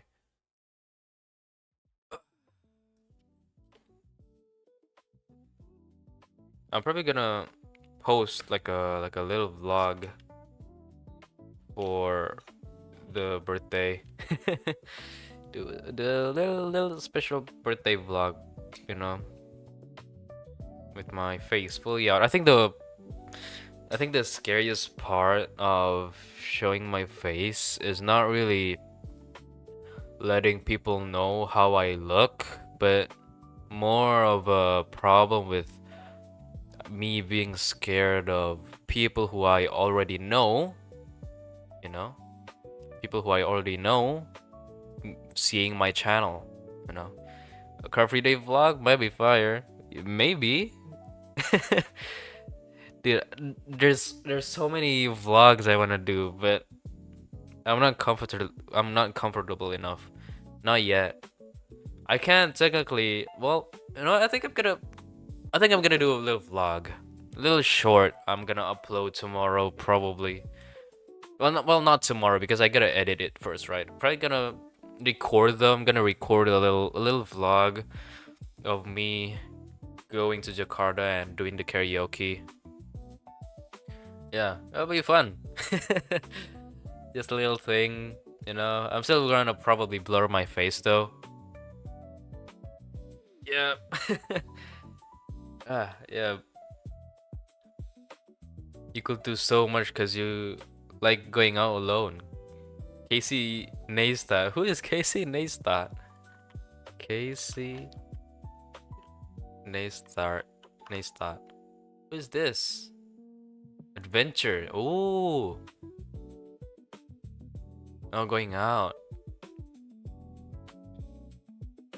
Yeah, I think the problem is not in the content itself, but in the confidence of me doing that kind of stuff, you know? It's just kind of awkward because I think it's clear how many times I have said this, even in the channel description.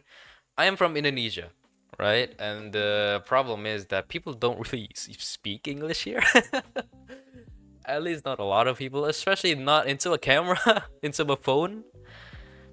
So it'll just be awkward to speak English out in the public with a camera in my hand, you know?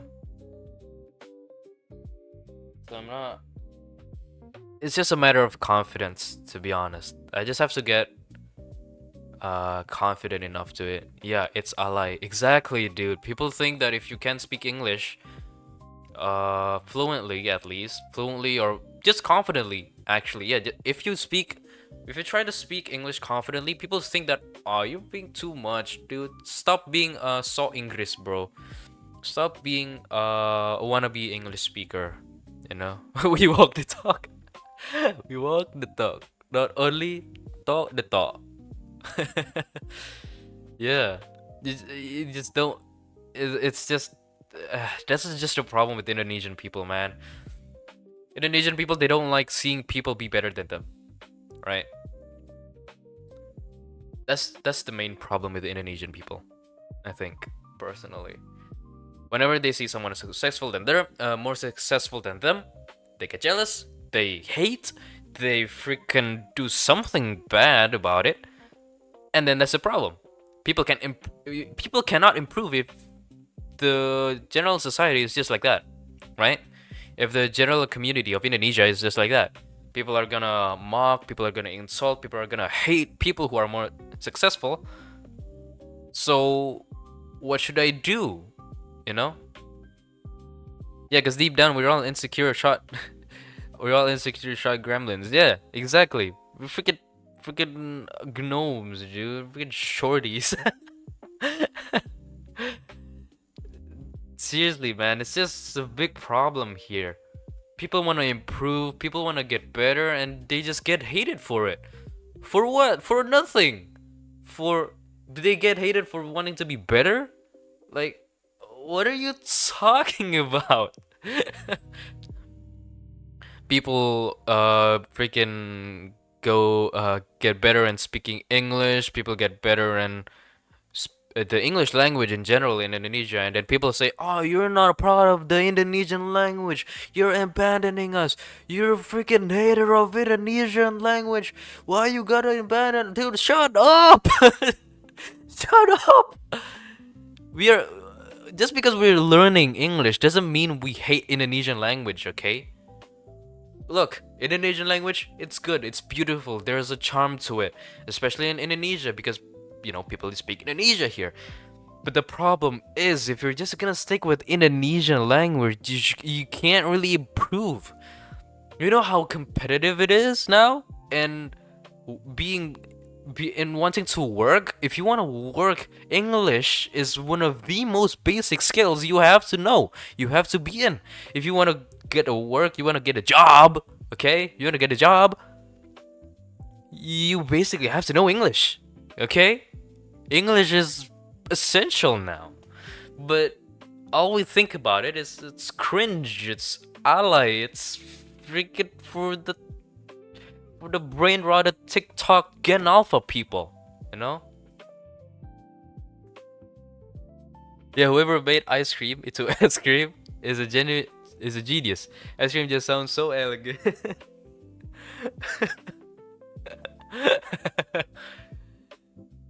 It's literally just what is it called? An adaptation. Yeah.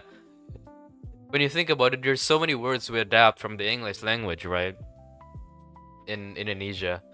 And then people are just gonna say, oh, you're abandoning Indonesian language, even though English is very much one of the a lot of words were borrowed from English and got into Indonesia.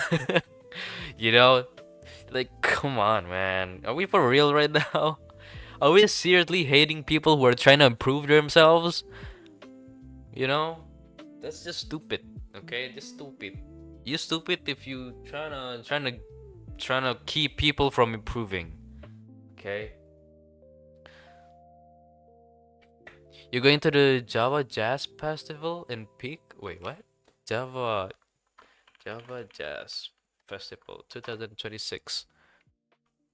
Premier multi-day music festival held in annually in Jakarta. Oh, May 29th, 29th, was it 29th or 29th? Let's see.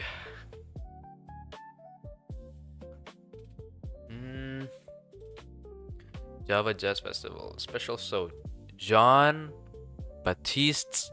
I don't know how to pronounce it. Sorry. Ella Mai. Wave to Earth.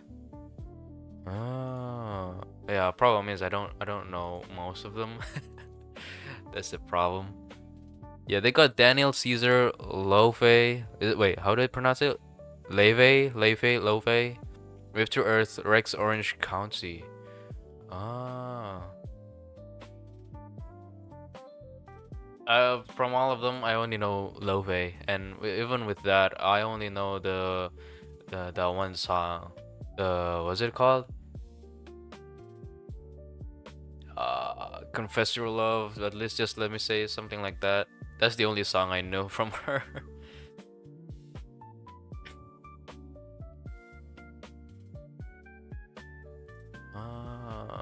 Yeah, I don't know. I don't think I'm gonna go though. How much does it cost? Let's see. Tickets. It's expensive anyway. How much? 800. Pay one, get two. 10% discount. 400. 500. Yeah, for a student, this is expensive for a student. It's probably not that expensive for the average. You know, I think it's 2 mil for a 1 day. Oh my, yeah, no, definitely not. Dude, I'm having exam next week. Pray for me, dude. Okay, self 85519. May you get 100 in every single exam subject. I mean, yeah. Good luck. Good luck on your exams. Yeah, yeah, it is pretty much finals, huh? We're pretty close to finals. I have my well, my finals is in the end of the month. Yeah, so still pretty long. But yeah, good luck for your exams. I hope you're gonna be eligible for SNBP, you know? Yeah, we all trying to be eligible for SNBP. Even Yeah, me too. To be honest, I'm scared though, yeah. I'll be honest that I am scared about not being eligible, because if I'm not gonna be eligible, even though being eligible doesn't really guarantee you being accepted into your university, yeah, it's scary. SNBT is scary. The test is scary if you're gonna have to go through a test. I don't know. It's just hard. Oh man, 2 more years. I don't know what to feel about that. 2 more years before I graduate high school. It's, man, crazy. Ah, man, I don't know. I don't know what to feel about that. It's just so mixed up. I feel so mixed up, you know? There's so many things I have yet to do right now. But in 2 more years, I'm already gonna have to basically live alone. Yeah, if I'm gonna go outside, if I'm gonna go to my, my dream university, I basically have to go all out. I'm gonna have to move out too if I get accepted, which is such a crazy thought for me personally. I've been living with my family for a very long time, you know. I think a lot of people do too. Moving away, that's just gonna be very, very difficult for me to, adapt. Uh, but I think I'll manage, especially because nowadays, I'm already going out alone a lot of times. So I think living alone, it won't be that much of a shock for me. It'd probably be hard to adapt, to get used to, but it won't be that much of a big of a deal when I do so. Especially within the first day, dude. The first day of living alone, I think I'm gonna be freaking. I'm not gonna be partying, but I'm gonna be doing something definitely, but I don't know what. But I'm probably gonna do something, something crazy. Just the thought of living alone just very, very much puts my mind in, like, at ease, because you're basically free, right? You don't have anyone to tell you to do something, stuff like that, right?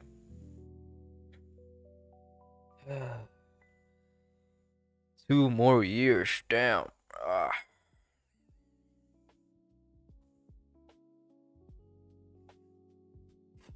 Well, that's gonna be hard. Yeah, gonna be hard to get used to it. What's your dream university? It's either ITB or Unpad. Yeah, either of those two. And for my major, well, for now at least, the major I want is gonna be civil engineering. Yeah. Civil engineering. That's gonna kind of cost me my brain. But it is in high demand, right? It is pretty much in demand to do civil engineering. Maybe not that high, but it's in demand. I'll try, maybe. I mean, I hope I don't like, mess up, because I could mess up, but I don't want to mess up. Where is this? Okay, try to cut this. Yeah, either ITB or Unpad. Those two, which is probably a big, like, I don't know, what is it called?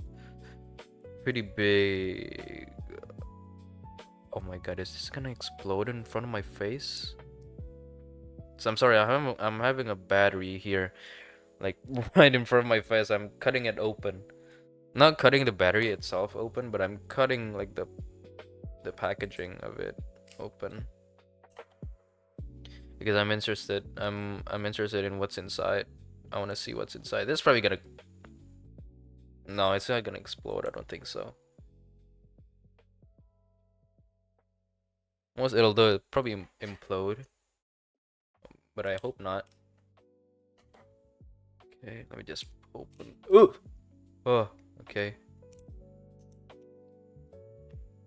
Ah, it's just another case. Okay. I thought it would be, I don't know, more climactic or something. But it really is just a case. Oh, there's a PCB here. Oh. Oh, so this is how batteries work. Okay, well, I'm not gonna open furthermore because I'm not risking to explode it in front of my face. Oh, interesting though. I didn't know they have PCBs like this. Okay, interesting. Yeah, really just my dream university is probably ITB Unpad. Well, I wanna go to civil engineering.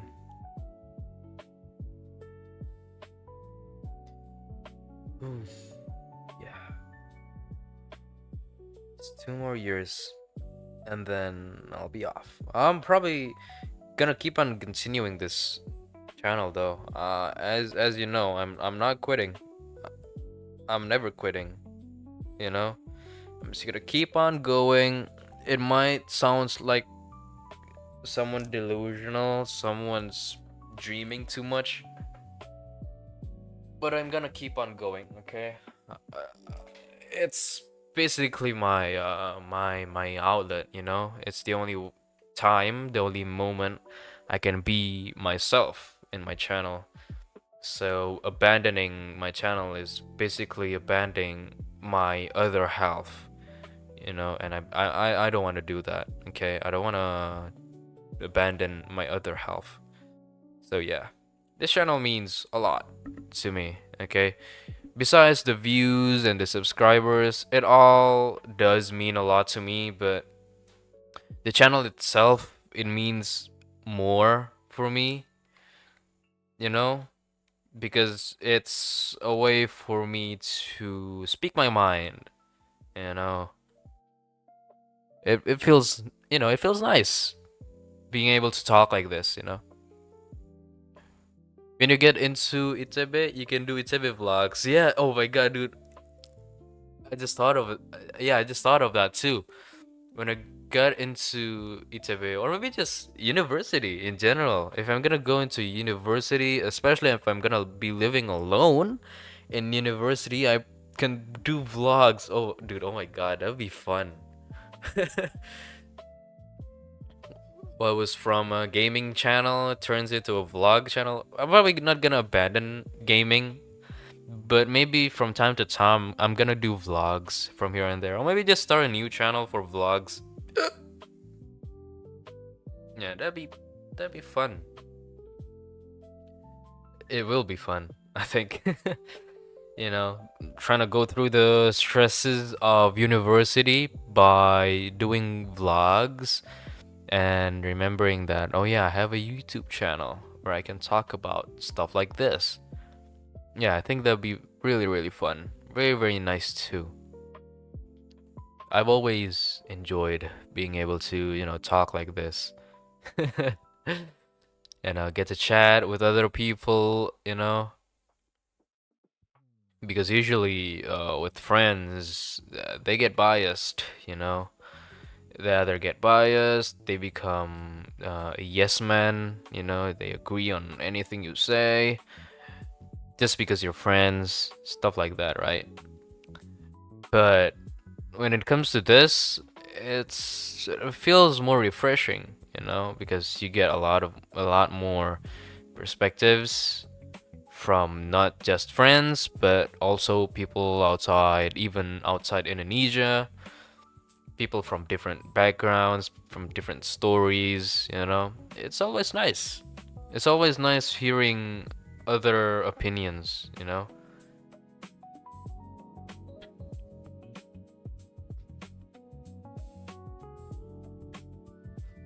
Yeah, but I don't really know. The fact that this channel is I yes, I do feel sad whenever I see my channel not really growing the way I expect it to. But then again, I can't really blame others for it. I don't upload regularly. The only thing that is scheduled and regular and consistent is the streams, right? Not the videos. I do want to change. I think I'm gonna, you know what? I'm gonna change my editing style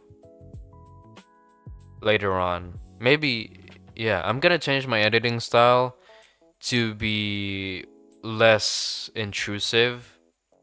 My editing style now, they have a lot of like cuts, a lot of effects, a lot of sound effects, a lot of images, a lot of memes. I think I'm gonna cut them down, not to zero, but maybe just lessen them up, maybe trying to reduce it.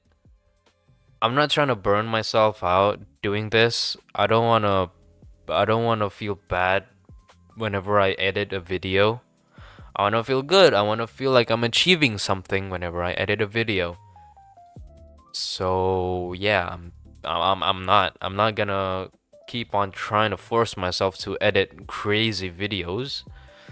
I'm just gonna stick with what works best. Not just for the channel, but also for me. Because right now, I'm only thinking about the channel. Even though me starting this channel is not me trying to simply get fame, but also trying to fix myself, you know, fix my life. So, me only focusing on the channel itself is basically me being a hypocrite because I'm not focusing on myself, you know. I'm focusing on the channel. I'm treating the channel like I'm treating my friends again. This is just basically like if I'm not starting the channel at all, you know. I'm putting the channel first instead of me, you know, and it's not healthy. That's not good. I want to find a balance, you know. If I don't find balance, I'm gonna burn out. I'm gonna give up, and I don't know, maybe just do this all over again from zero. And I'm not gonna do that. I don't want to do that. That'd be tiring, dude. Yeah. I'm just gonna keep on doing it as long as I can, which is probably a very, very long time. Even until maybe I get to work, maybe even until I get a wife, I have children, I freaking, until I'm freaking 80, 90, if I can even remember stuff, because I know I'm probably gonna get some memory problems back, not back there, but I'm probably gonna get memory problems up until that time. But I'm gonna do it. I'm gonna do this channel. I'm gonna keep on uploading, streaming, stuff like that. Retirement home stream. Dude, imagine me with the other people in the retirement home streaming. Hey, isn't that guy Zanisa? Isn't that guy the famous YouTuber? He's in the retirement home now. Yeah, I'm streaming. Let's stream together. Yeah.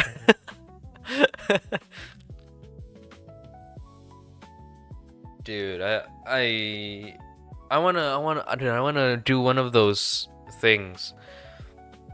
I think I'm gonna make a time capsule. I'm gonna record something during my birthday video, and then I'm not gonna upload that part. I'm gonna upload it, and then I'm gonna put it in private and only set it public maybe 10 years from now. Yeah, a time capsule basically. When's your birthday? Okay, and June 7th. Yeah, and oh my god, dude. June 7th. Yeah,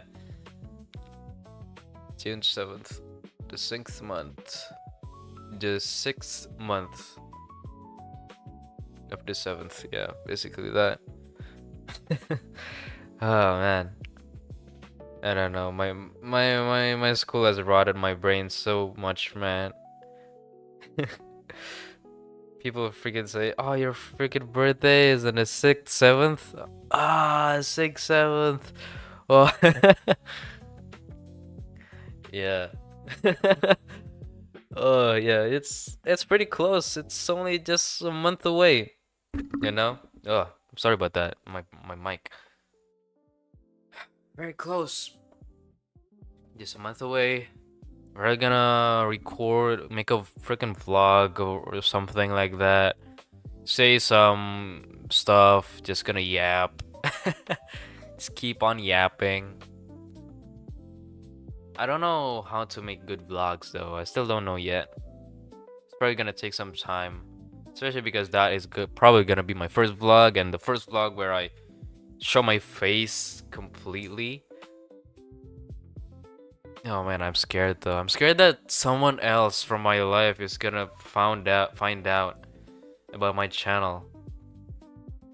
That's one of my biggest fears right now. My channel being found out by other people I don't want to know. You know?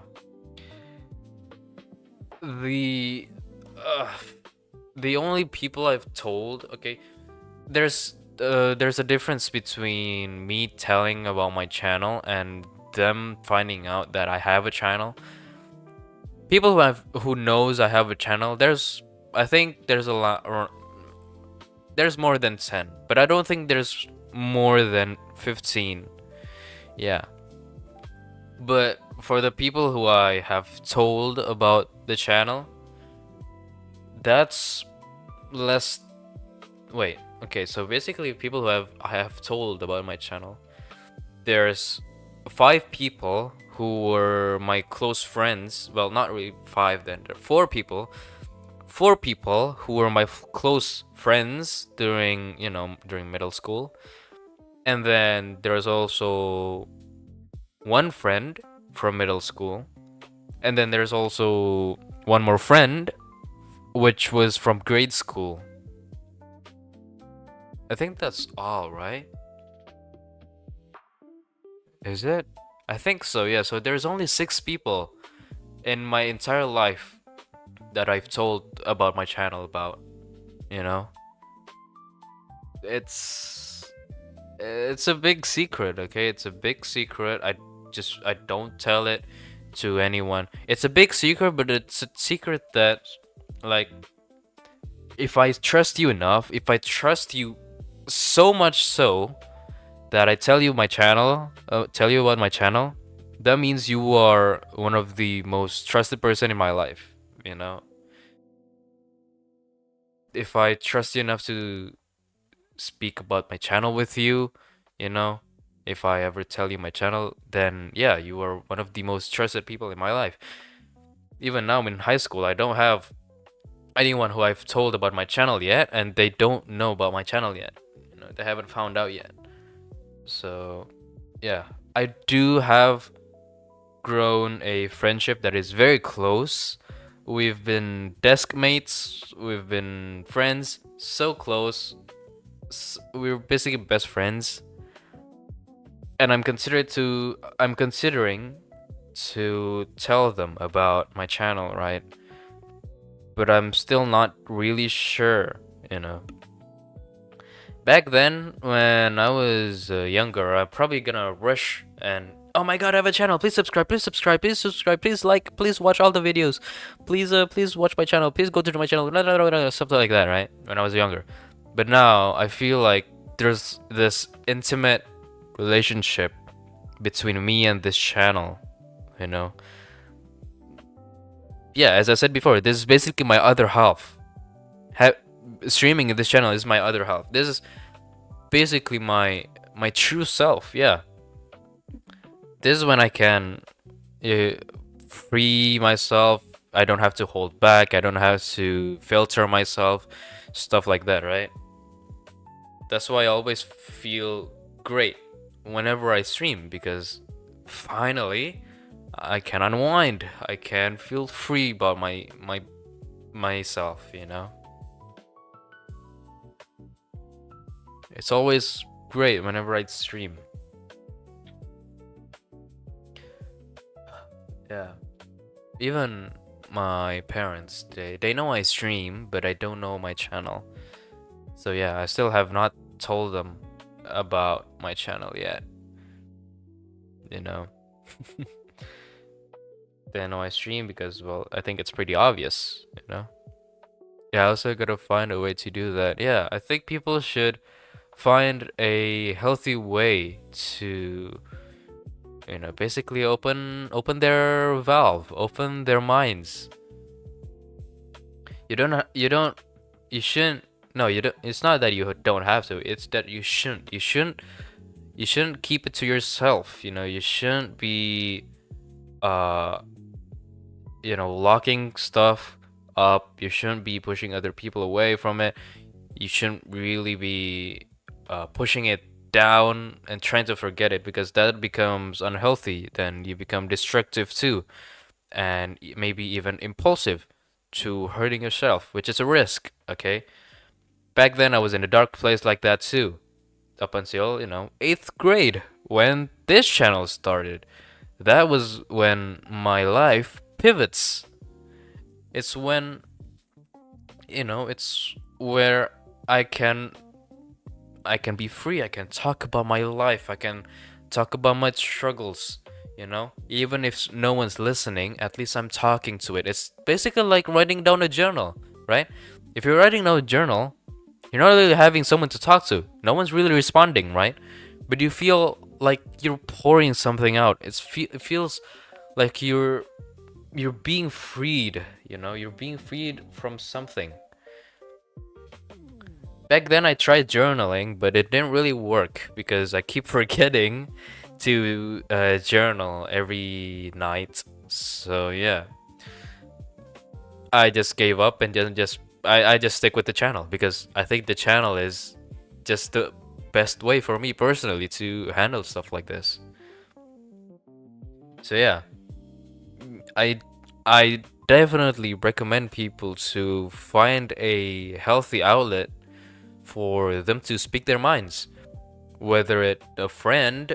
But the problem with a friend is, you know, when you're trusting it with someone that you know, when it's not parents, of course, because usually parents are more tolerable and more caring. Of course, it depends on the person, right? But still, though, compared to friends and parents, sometimes friends have a bigger, you know, bigger chance of accidentally spilling it, you know? I had a self-improvement phase in ninth grade where I meditated 10 minutes before school. Shit didn't last a month. I think the main problem is, yeah, that also happens to me. For me, the problem was not the act itself. It's where that want to do came from.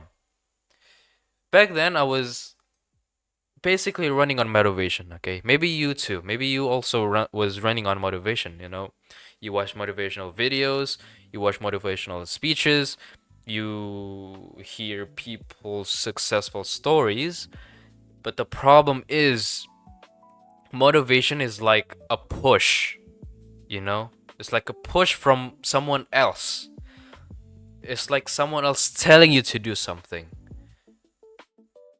That didn't last long for me too. That only lasted like, for me it was 3 months, 2 months. And then I found, well, this gonna sound weird, but I found VTubers, okay? I listen to them about their struggles, about the dark moments they have in their lives, and then it felt relatable, right? I felt, oh, this is just like what I'm going through right now. And then seeing them now all successful, I feel inspired, you know? And I think inspiration is more important than motivation because, while motivation is a push, inspiration is like a pull. You're pulling yourself out of you're pulling yourself out, right?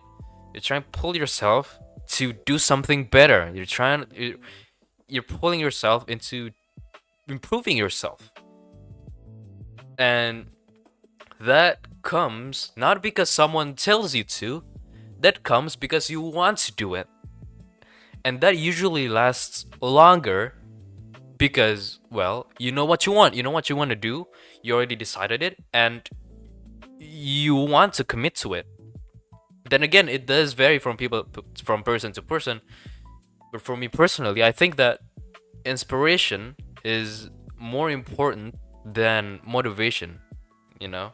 Because motivation, it can die, it can die down, and you need to refuel yourself by watching motivational videos. You gotta refuel yourself by pumping yourself up, hyping yourself up, stuff like that, right? But with inspiration, all you gotta do is look for an idol. Like, not an idol in the sense of like those an idol that sings, not just like an idol, an idol. Anyone can be an idol.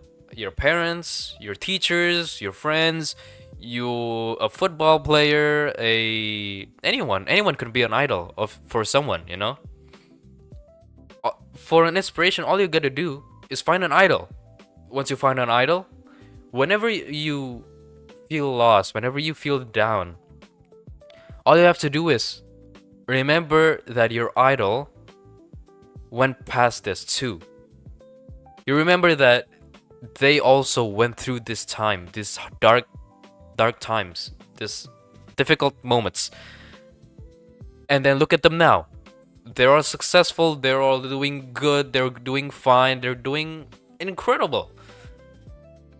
And you could too if you don't give up, Yeah, you know, that's for me personally, okay? Just find an idol and see them as a source of inspiration. See, think of it that I will not give up. I'm not giving up because they didn't give up, okay? Yo, this is wife as well. Yeah, it's really like that. You gotta find yourself an idol, which is, it can be can be anyone. It doesn't strictly have to be like me, which is an idol in a sense that it's an idol dancer, an idol VTuber.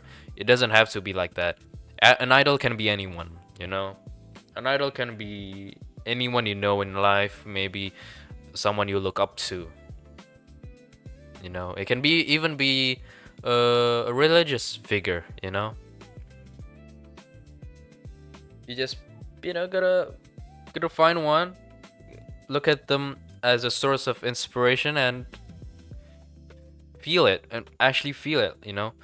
Feel, relate to them. You feel like, oh, this guy is going through the same thing as I'm currently going through right now, and you feel I don't know how to explain it because it's a feeling. Point is, you will feel it. You will just feel it whenever you find someone who you actually deeply relate to, and you see them now successful. Okay, you will feel it. I don't know how to explain it, but I did feel it too. So yeah, just, there's nothing wrong with watching and listening to motivational speeches and videos, right? There's nothing wrong with it. It's good. You want to improve yourself. The problem is because it dies down over time. It can reduce itself. in your mind. It can die down, and then you lose motivation, and then you just be stuck at your previous version again. You know, you're basically like uh it's just like you did nothing. You did something good, but then you stop. That's the same thing as you did nothing, in my opinion. Okay, some people might tolerate it. Oh, at least you did something good. But for me, no, you did something good, but you stopped. That's the same thing as you did nothing, because you didn't change anything. You just changed for a moment. You changed for someone, not because of someone. You know, that's the main problem. You know, you gotta change, you know, for yourself. You don't gotta. The main problem is there's so many people, especially my friends too. They try to improve themselves because, you know, they want validation. They want validation. They want to be looking cool. They want to be that. They want to be the hottest stuff around. And usually that doesn't work. Because once your validation dies down, your motivation dies down, and then you go back to what you usually do. Yeah. You just gotta be consistent with it. If you're not consistent, it's gonna stop eventually. Ugh, my head is so itchy.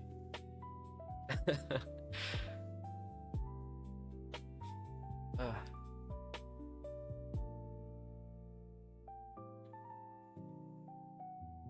Just find an idol, because that's the best option for me personally. Don't go watching too much. You can watch, but don't watch too much motivational content, because usually you get stuck with it. You watch it so much, yet the only act that you do to improve yourself are promises, not actions, you know? The only thing you do is promise yourself you're gonna do this, you're gonna be better, but it's it never realizes itself. It doesn't ever happen, you know? You just gotta find something that pulls you into something, not push you into something.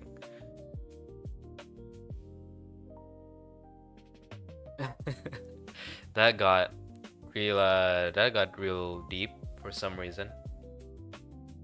Yeah, I'm just sharing my story, I guess. Yeah, on how I fixed. I wouldn't say I fixed myself, not yet, but I would say that I'm fixing myself. I'm trying to fix myself.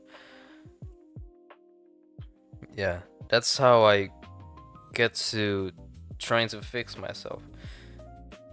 Because this channel is, you know, it's a method of me trying to fix myself. And look at how long has it been going? 20 from when was it? 2023. Almost 3 years now. So it's like 2.5 years. Yeah. To think that I've been doing this for this long.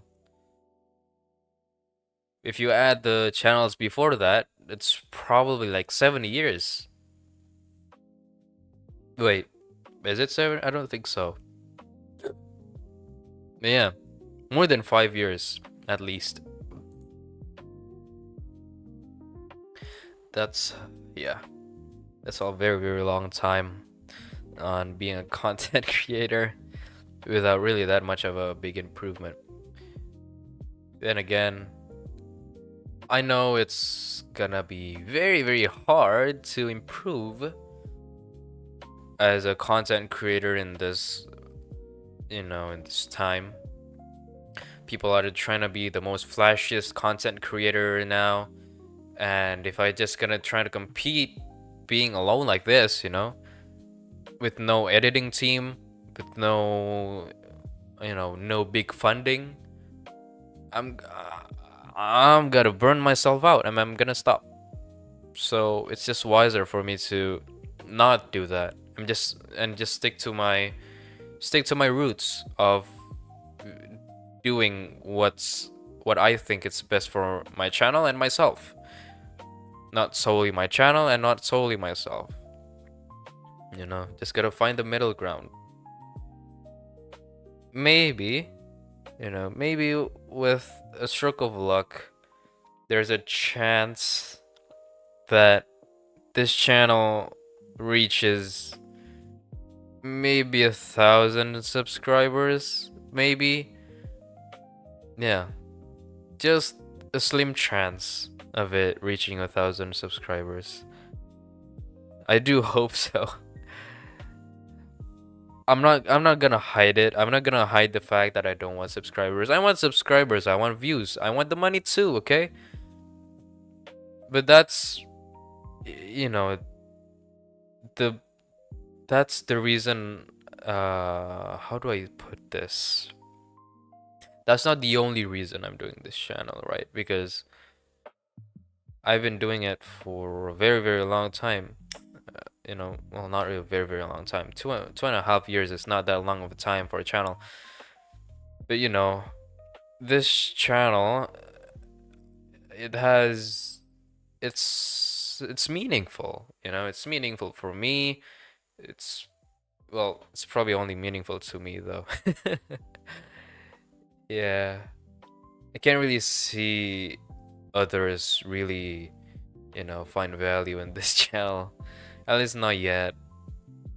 But I do one day hope they can, feel that there's something about this channel,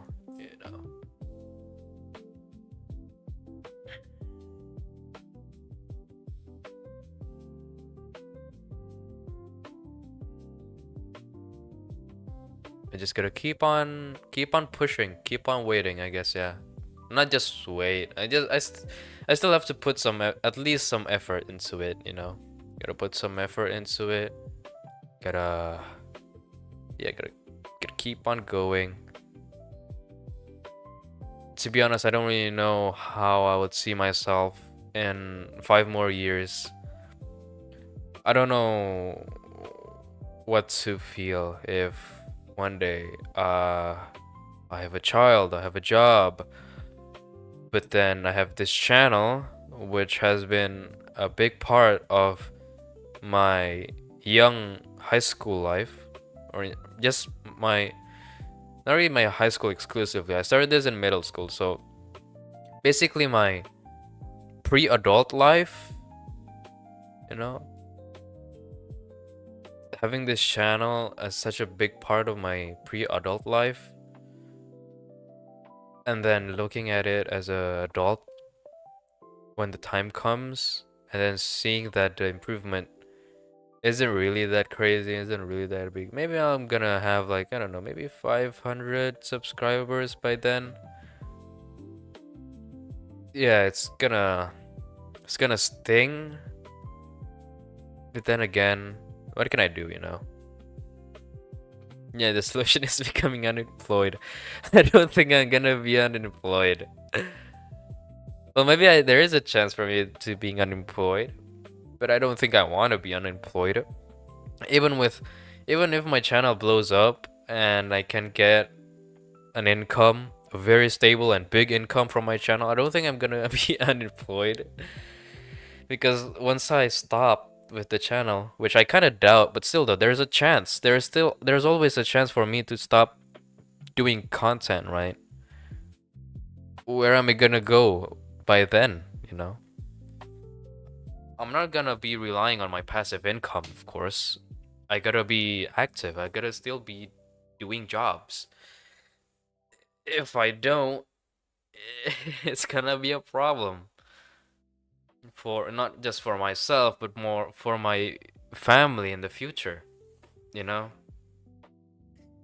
just don't I don't want to pull others down, especially when it's my family. That'll be that'll make me a very horrible father, to be honest. And I don't want to be that. I don't want to be a horrible father for anyone.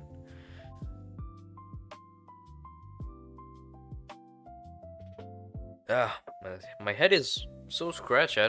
Not scratchy, so itchy. Oh yeah. Oh yeah, that's probably gonna be my choice though. I do hope this channel blows up. I do hope I can find, some income from this channel. Yeah, I don't want to hide it. I don't want to lie because that is the truth. Besides me seeing this as a way to improve my life, this also I also see my channel as a source of income, future income at least. But that that's kind of a long process, you know. I mean, 2.5 years and 2.5 years and I haven't even reached 100 subscribers, you know. There's nothing wrong with that, of course. I don't want to ask for subscribers. When it comes to subscribers, I don't want to ask for it, you know, to pay for them college funds. Yeah, especially if I take mandiri. I don't know what mandiri is called, but the payment method. But yeah, dude, mandiri is gonna be crazy. Like 80 million for the first for I don't know what it's called, but the first fee is 80 million. That's crazy. I don't want my parents to, be the one paying alone about for my college funds. I don't like that. I don't like the idea of that. They've spent so much money on me, on my education, on my, on my generally just me, like this PC, this house, my clothes, food, everything. Everything is from my parents' money. So I don't know. I feel like if I just keep making them keep paying for my stuff, it'll be, a disservice. But maybe not as early as college. Maybe in my masters, maybe after I graduate my bachelor's, after I get my bachelor's. But I don't think I'm gonna do it while I do college. I'm probably just gonna try and do that after I get a job. But then again, it's always good. If this channel ever creates revenue, of course I'm gonna use it to support my college and stuff like that.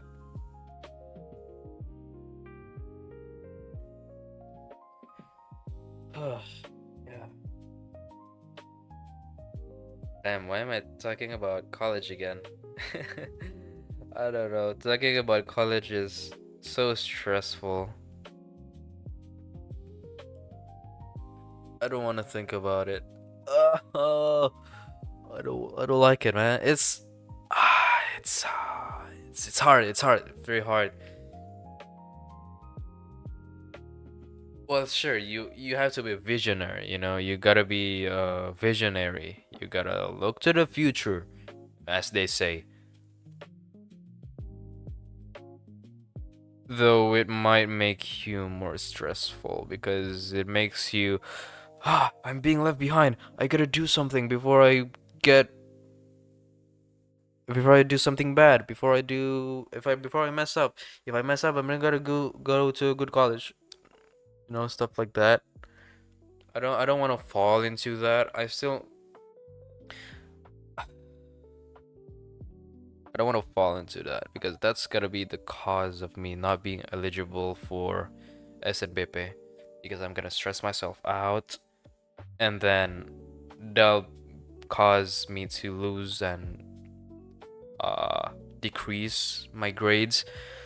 Right now my grades, I think I got an 89.8 on my first semester of high school, yeah. You're 89.8, which is still eligible, right?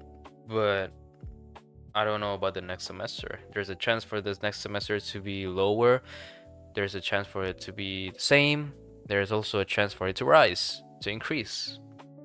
So yeah, I hope it increases. Because if it doesn't, it's well, that's all for me. For SNBP, goodbye SNBP. Hello UTBK.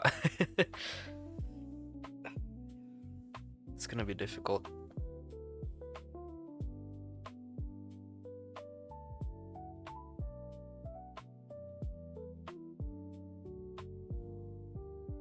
Well, probably gonna see how this channel is gonna end up. This channel is gonna end up in the future. To be honest, I don't know how to feel about my channel right now. It's on a phase that's it's improving, but ever so slowly, you know. It's improving very, very slowly. And this doesn't really feel that good. Because I feel like I'm doing something wrong, and you know, it's killing motivation, you know, which is bad, you know. As I said, I should be sticking with motivation.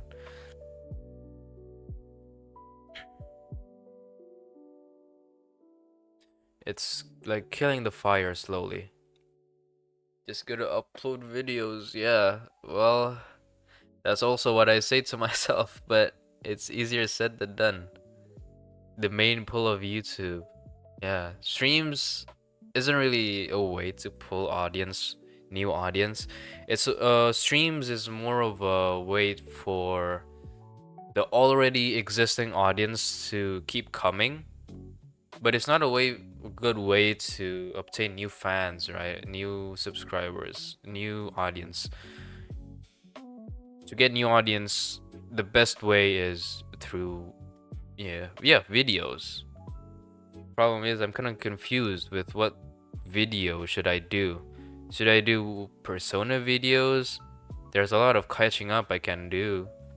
I can probably do how many palaces are there in Persona 5? Maybe I can do one palace per video up until the ending. You know? I can probably do that for a video. I'm losing my essence with the videos, especially after God of War ended, and confused on what game should I do for a video. Let me see my list. Games to stream.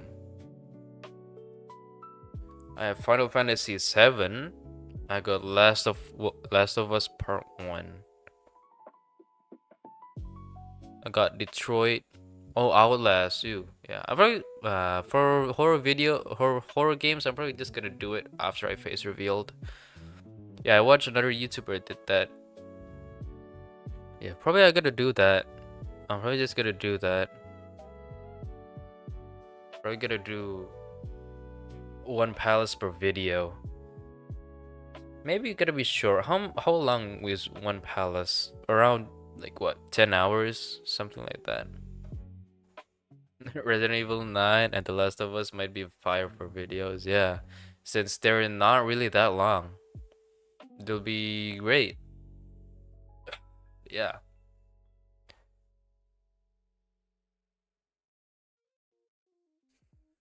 Yeah.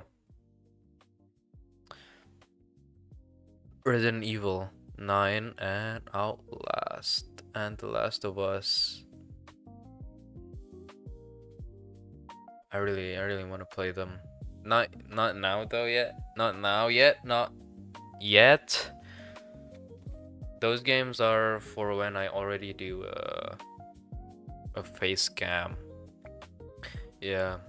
I'm probably gonna start. Yeah, I'm gonna start using face cam from my I'm gonna begin using face cam starting from the time I do that birthday vlog. It's gonna be crazy.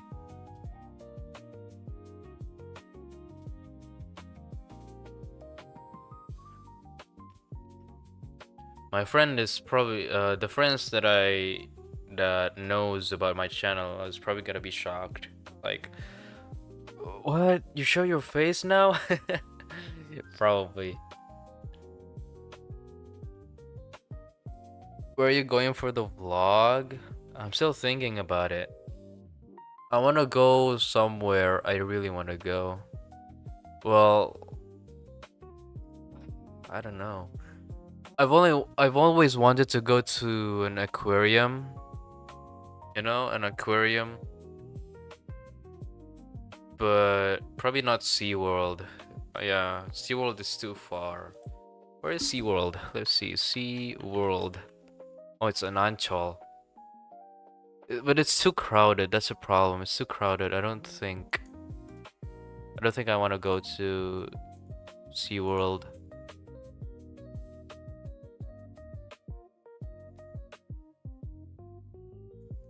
I'm gonna go for somewhere else. SeaWorld sucks too.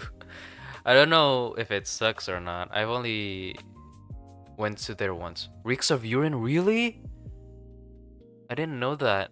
I've only went there once when I was very, very young. I think I was in first grade, second grade. I went there running around.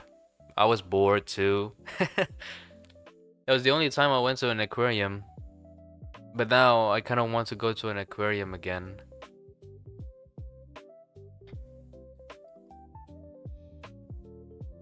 It'll be nice, you know, going to an aquarium.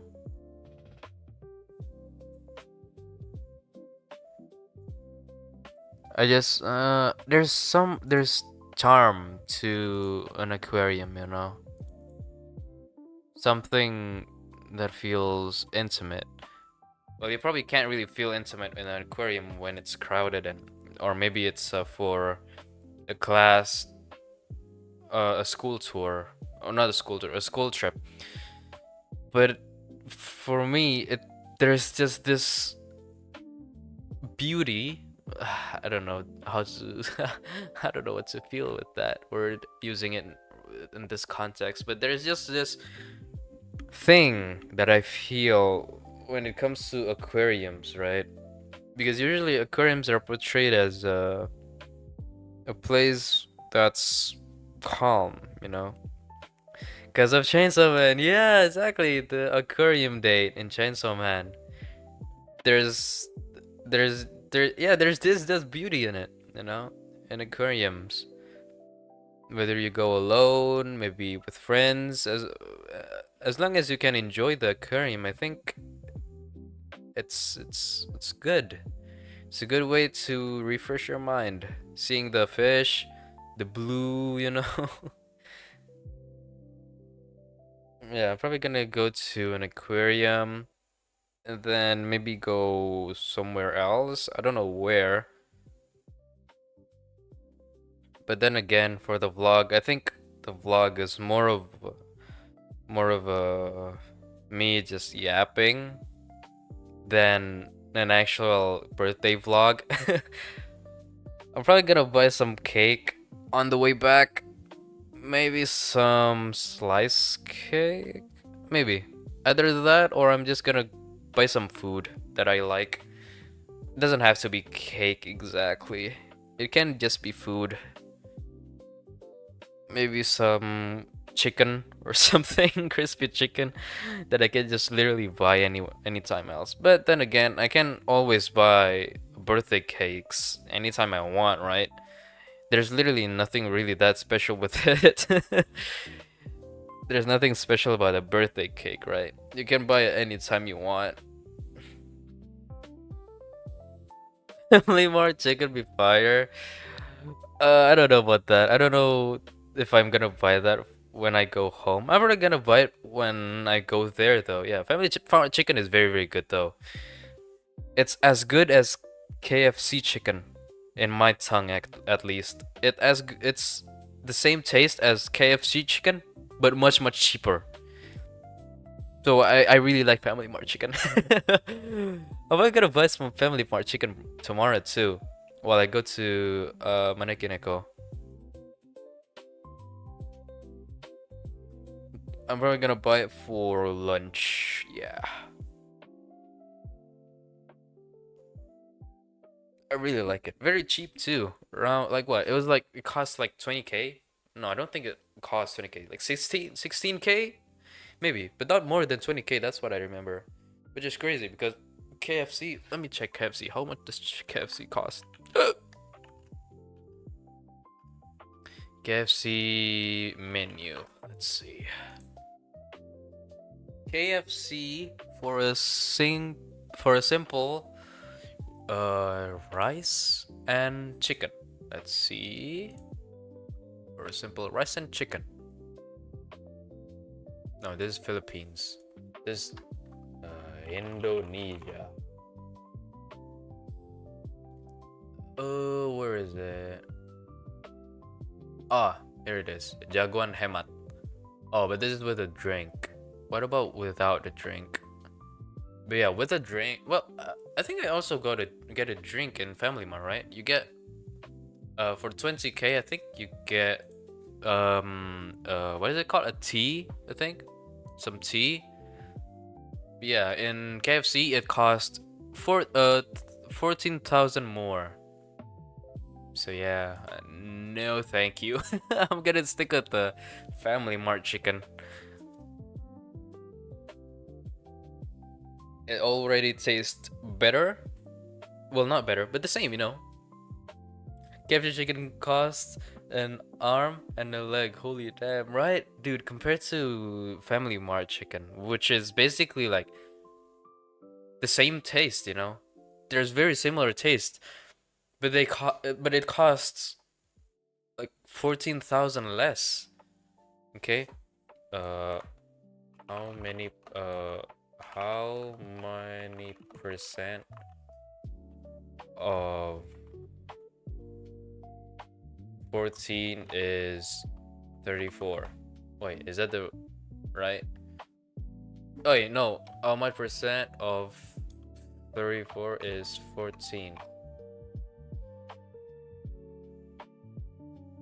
41%. Oh my god, dude, it's 41% more expensive than Family Mart chicken. Yeah. Sorry, KFC. No, thank you. I will either Family Mart chicken or Sabana chicken. Dude, Sabana chicken are cheap and they're good too. Even though I don't think Sabana chicken is the same level as Family Mart, but they're still good, you know? They're still good if that's the only food you can find on the street.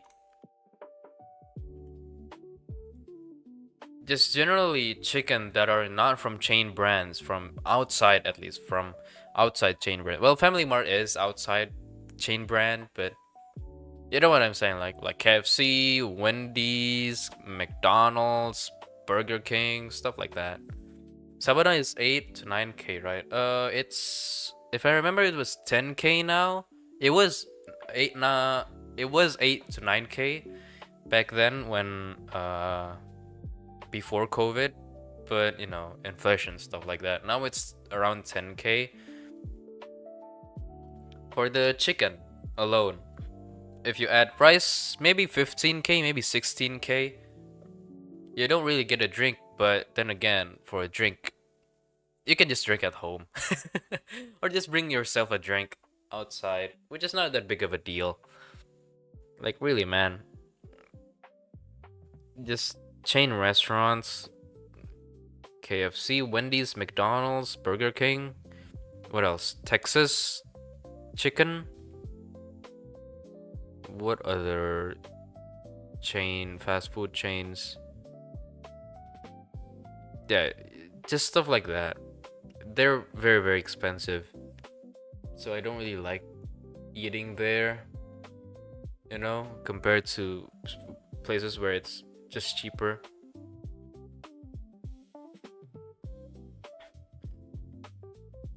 Because there's no reason to pay freaking 41% more There's no reason for you to pay 41% more than you have to. I think Manekineko has some food there, but they're very, very pricey, dude. Let me check. They're literally the same price as KFC chicken. Manekineko menu. Okay, let's see. Okay, I think I can bring this up to my OBS. All right. I'm gonna bring this to my OBS. Pull up window capture. And then Zen. There you go. This is the food. Is it big enough? It's okay to cover my not that big of a deal. Yeah, look at that. That's costly, dude. Look at that. Freaking 55k for chicken, rice, and egg.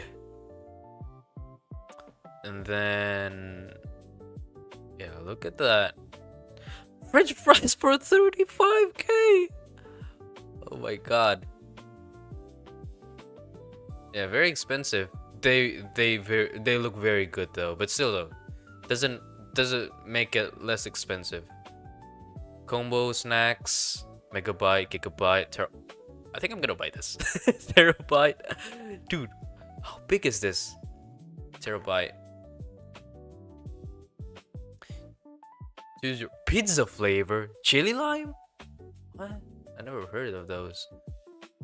Combo. Oh, there's combos for 50k. I don't know though. The problem is eating. Oh, dude, eating these stuff in a karaoke bar. I don't know how to feel about that because you're trying to you're trying to sing, right? You're eating something that are extremely oily and just generally not good for your throat, you know. Oh, alcohol menu. I'm from June, and I'm born in. Yeah, I'm born in. Yeah, sure, why not? Okay, let's see. Alcohol. Oh damn, alcohol is expensive.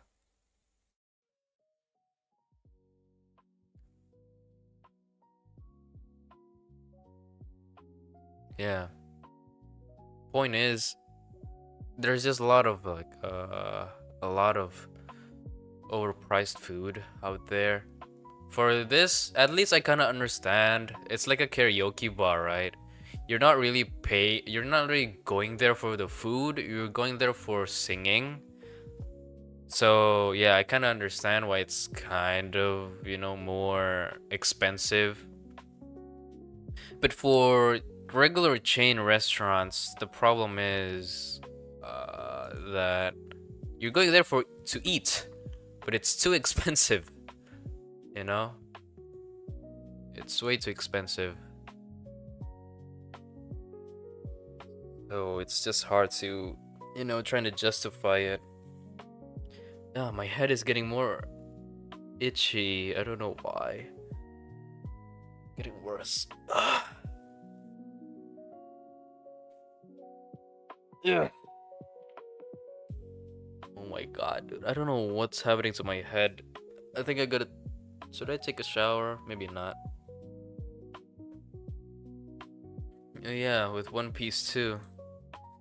I've only gone up until Usopp in the tree. Gotta use that head and shoulders for both my head and shoulders. Oh, dude, I don't know what's happening.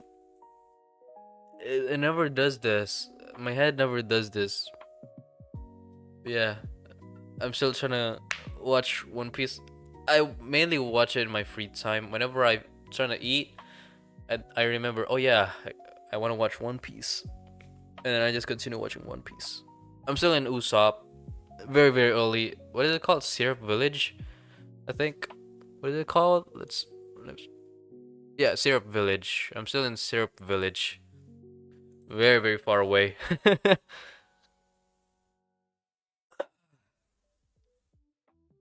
To be honest, I already watched the live action One Piece, and I technically already got the gist of it on how the main cast got recruited into the pirate crew.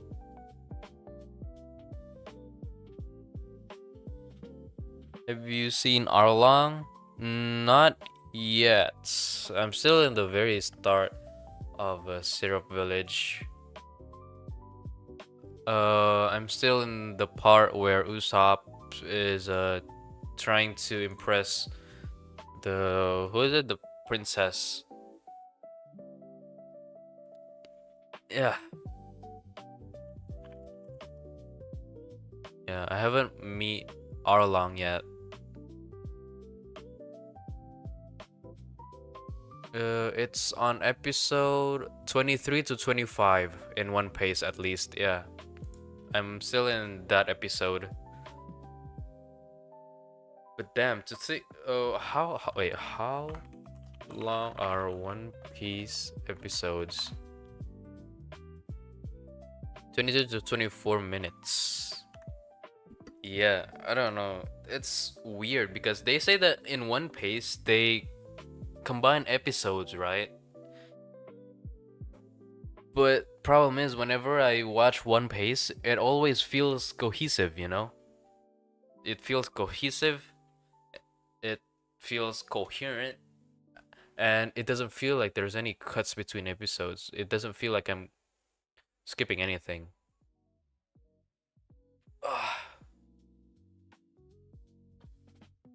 Which feels weird because I'm technically watching 3 episodes at once, but it feels like it's just one episode. That just proves that, you know, the One Piece team, they do a great job at cutting things.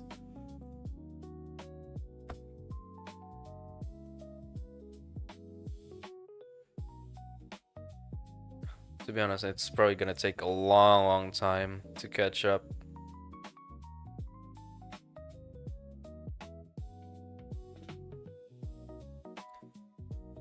Oof. Yeah, but then again, if I try to make myself think that I'm trying to catch up, I'm gonna probably get bored. And oh my god, this is such a hassle. I don't want to do this anymore, yeah.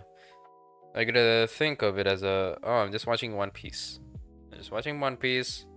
Just trying to understand. Oh, so this is what people are talking about. Oh, so this is the thing. He said the thing. He said One Piece. Stuff like that.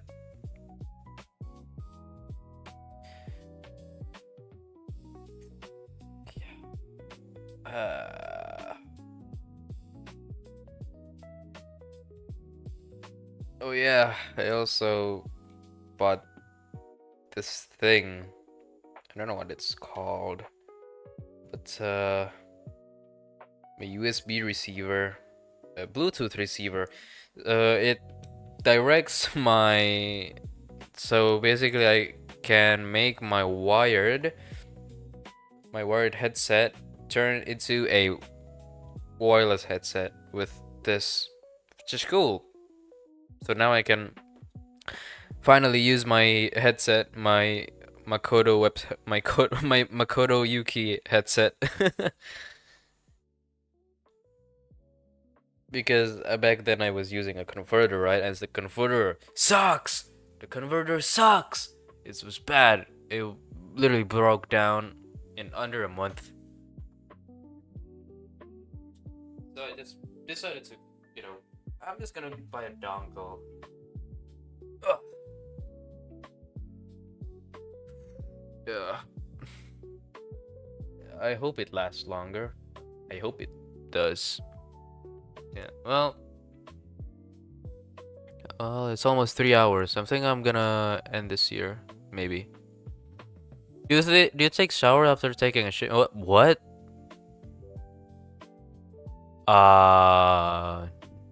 No. No, I do not. Do you? I mean, I'm not judging, but Isn't it kind of tiring to always take showers after taking a shit? After taking a dump? Yes? Huh. Well, you learn something new every day.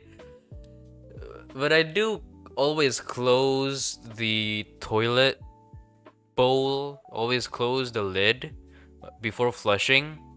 Because I know that dude, ever since I watched that one video that reveals, oh, the bacteria that flies after you flush is so many. Look at these. Look at this sparkly green stuff. Those are bacterias.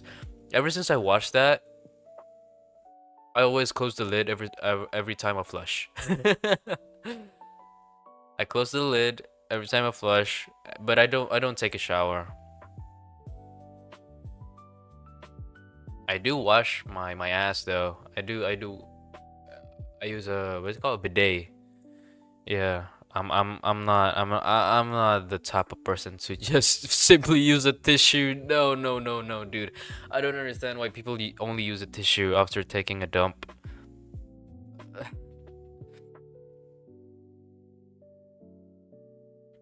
I don't know how to feel about it. Especially dry. Do they use dry tissue? I think they do use dry tissue, right? I can feel the shit coming. What, with a tissue? With a tissue you can feel, oh, I finished. I don't know. Oh my god, taking a shower now is good as, oh, you're feeling it now? Yeah, taking a shower this late at night. I think that's gonna be difficult. Well, not difficult, but it's just gonna suck because you're basically refreshing your body, right? And it's gonna be harder for you to fall asleep. Just use, I think just use warm water if I remember correctly. If you're using, if you're gonna do showers before going to sleep, I think I heard that use very warm water, not hot, but warm. Well, I think hot, yeah, hot water, but not boiling hot. Just up until your maximum tolerance, and then try to enjoy it.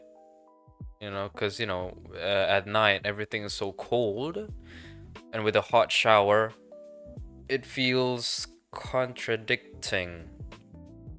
Something like that. Yeah, I don't know. I don't know how to put it, but it worked for me. Whenever I want to sleep, I do sometimes take a shower. Not all the time, but sometimes. Sometimes I take a shower with very hot water, you know? Yin and yang type of shit. I hear you. Yeah. The outside is cold, but your body is hot, you know? You gotta be the yin to the world's yang. Something like that. Yeah, it does work. For me, it does work. Especially with my room. Like my room is very, very cold. I just have my air conditioner cleaned and it's very cold now. So when I take a shower, especially a hot one, it always freezes me. But I think that's what helps me go to sleep. The fact that it's freezing, but I use a blanket. That's how I fall asleep. I like it. I like it. I like that way of trying to sleep. Every time finishing a shower, it always feels refreshing. Refreshing. It's good. Pretty good. I like it a lot.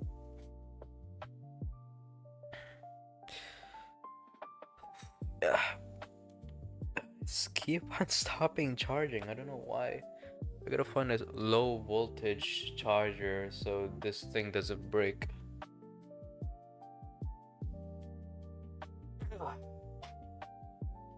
I don't think I have a charger head, and yeah, I don't have one. Well, I think I'm gonna end the stream here. I'm probably gonna stream tomorrow. Yeah, I'm gonna stream tomorrow, and maybe I'm gonna upload that little vlog later on. Maybe within the next week. within the next 3 days. Yeah. Thank you for coming to the stream. The W stream. Thank you. Thank you. Yeah. Thank you all for coming to the stream. I'll be seeing you guys tomorrow. We're gonna get to the next palace. Wait, I think I'm gonna change my strategy on streaming now. I think since technically I always finish my palaces in one day, maybe 2 days at max, or 3 days, I'm probably gonna change my strategy on how to stream Persona 5. I think I'm going to mainly now I just finished getting into Kaneshiro's heart, right? So now I'm gonna do the everything up until the next palace, and then stop the stream there, and then I'm gonna do some off-stream gameplay dailies, like a slice of life, up until maybe 5 days left, maybe 7 days left, and then after that I'm gonna stream and then finish the palace, and then maybe there's 5 days, 4 days left before the confession, before the change of hearts. And then after that, I can probably do some slice of life stuff freely. Because last stream, like 7 hours, that is not healthy for me to trying to keep on, talking for 7 hours. Yeah, I'm gonna change my strategy on streaming Persona now, so that I don't have to stream for more than 6 hours, to be honest. More than 6 hours is a lot. I'm even with God of War, the longest stream I did was like 5. No, I don't think 5. I think it was 4 hours. Yeah, I'm not gonna keep it longer than 5 hours. Not only because for my health, but also for my sanity if I ever decided to edit the videos. Yeah. Anyways, thank you all who has come to the stream. I'll be seeing you guys tomorrow. We'll be playing Persona 5 Reload, Persona 5 Royale up until the next palace. I'll be seeing you guys tomorrow. Goodbye.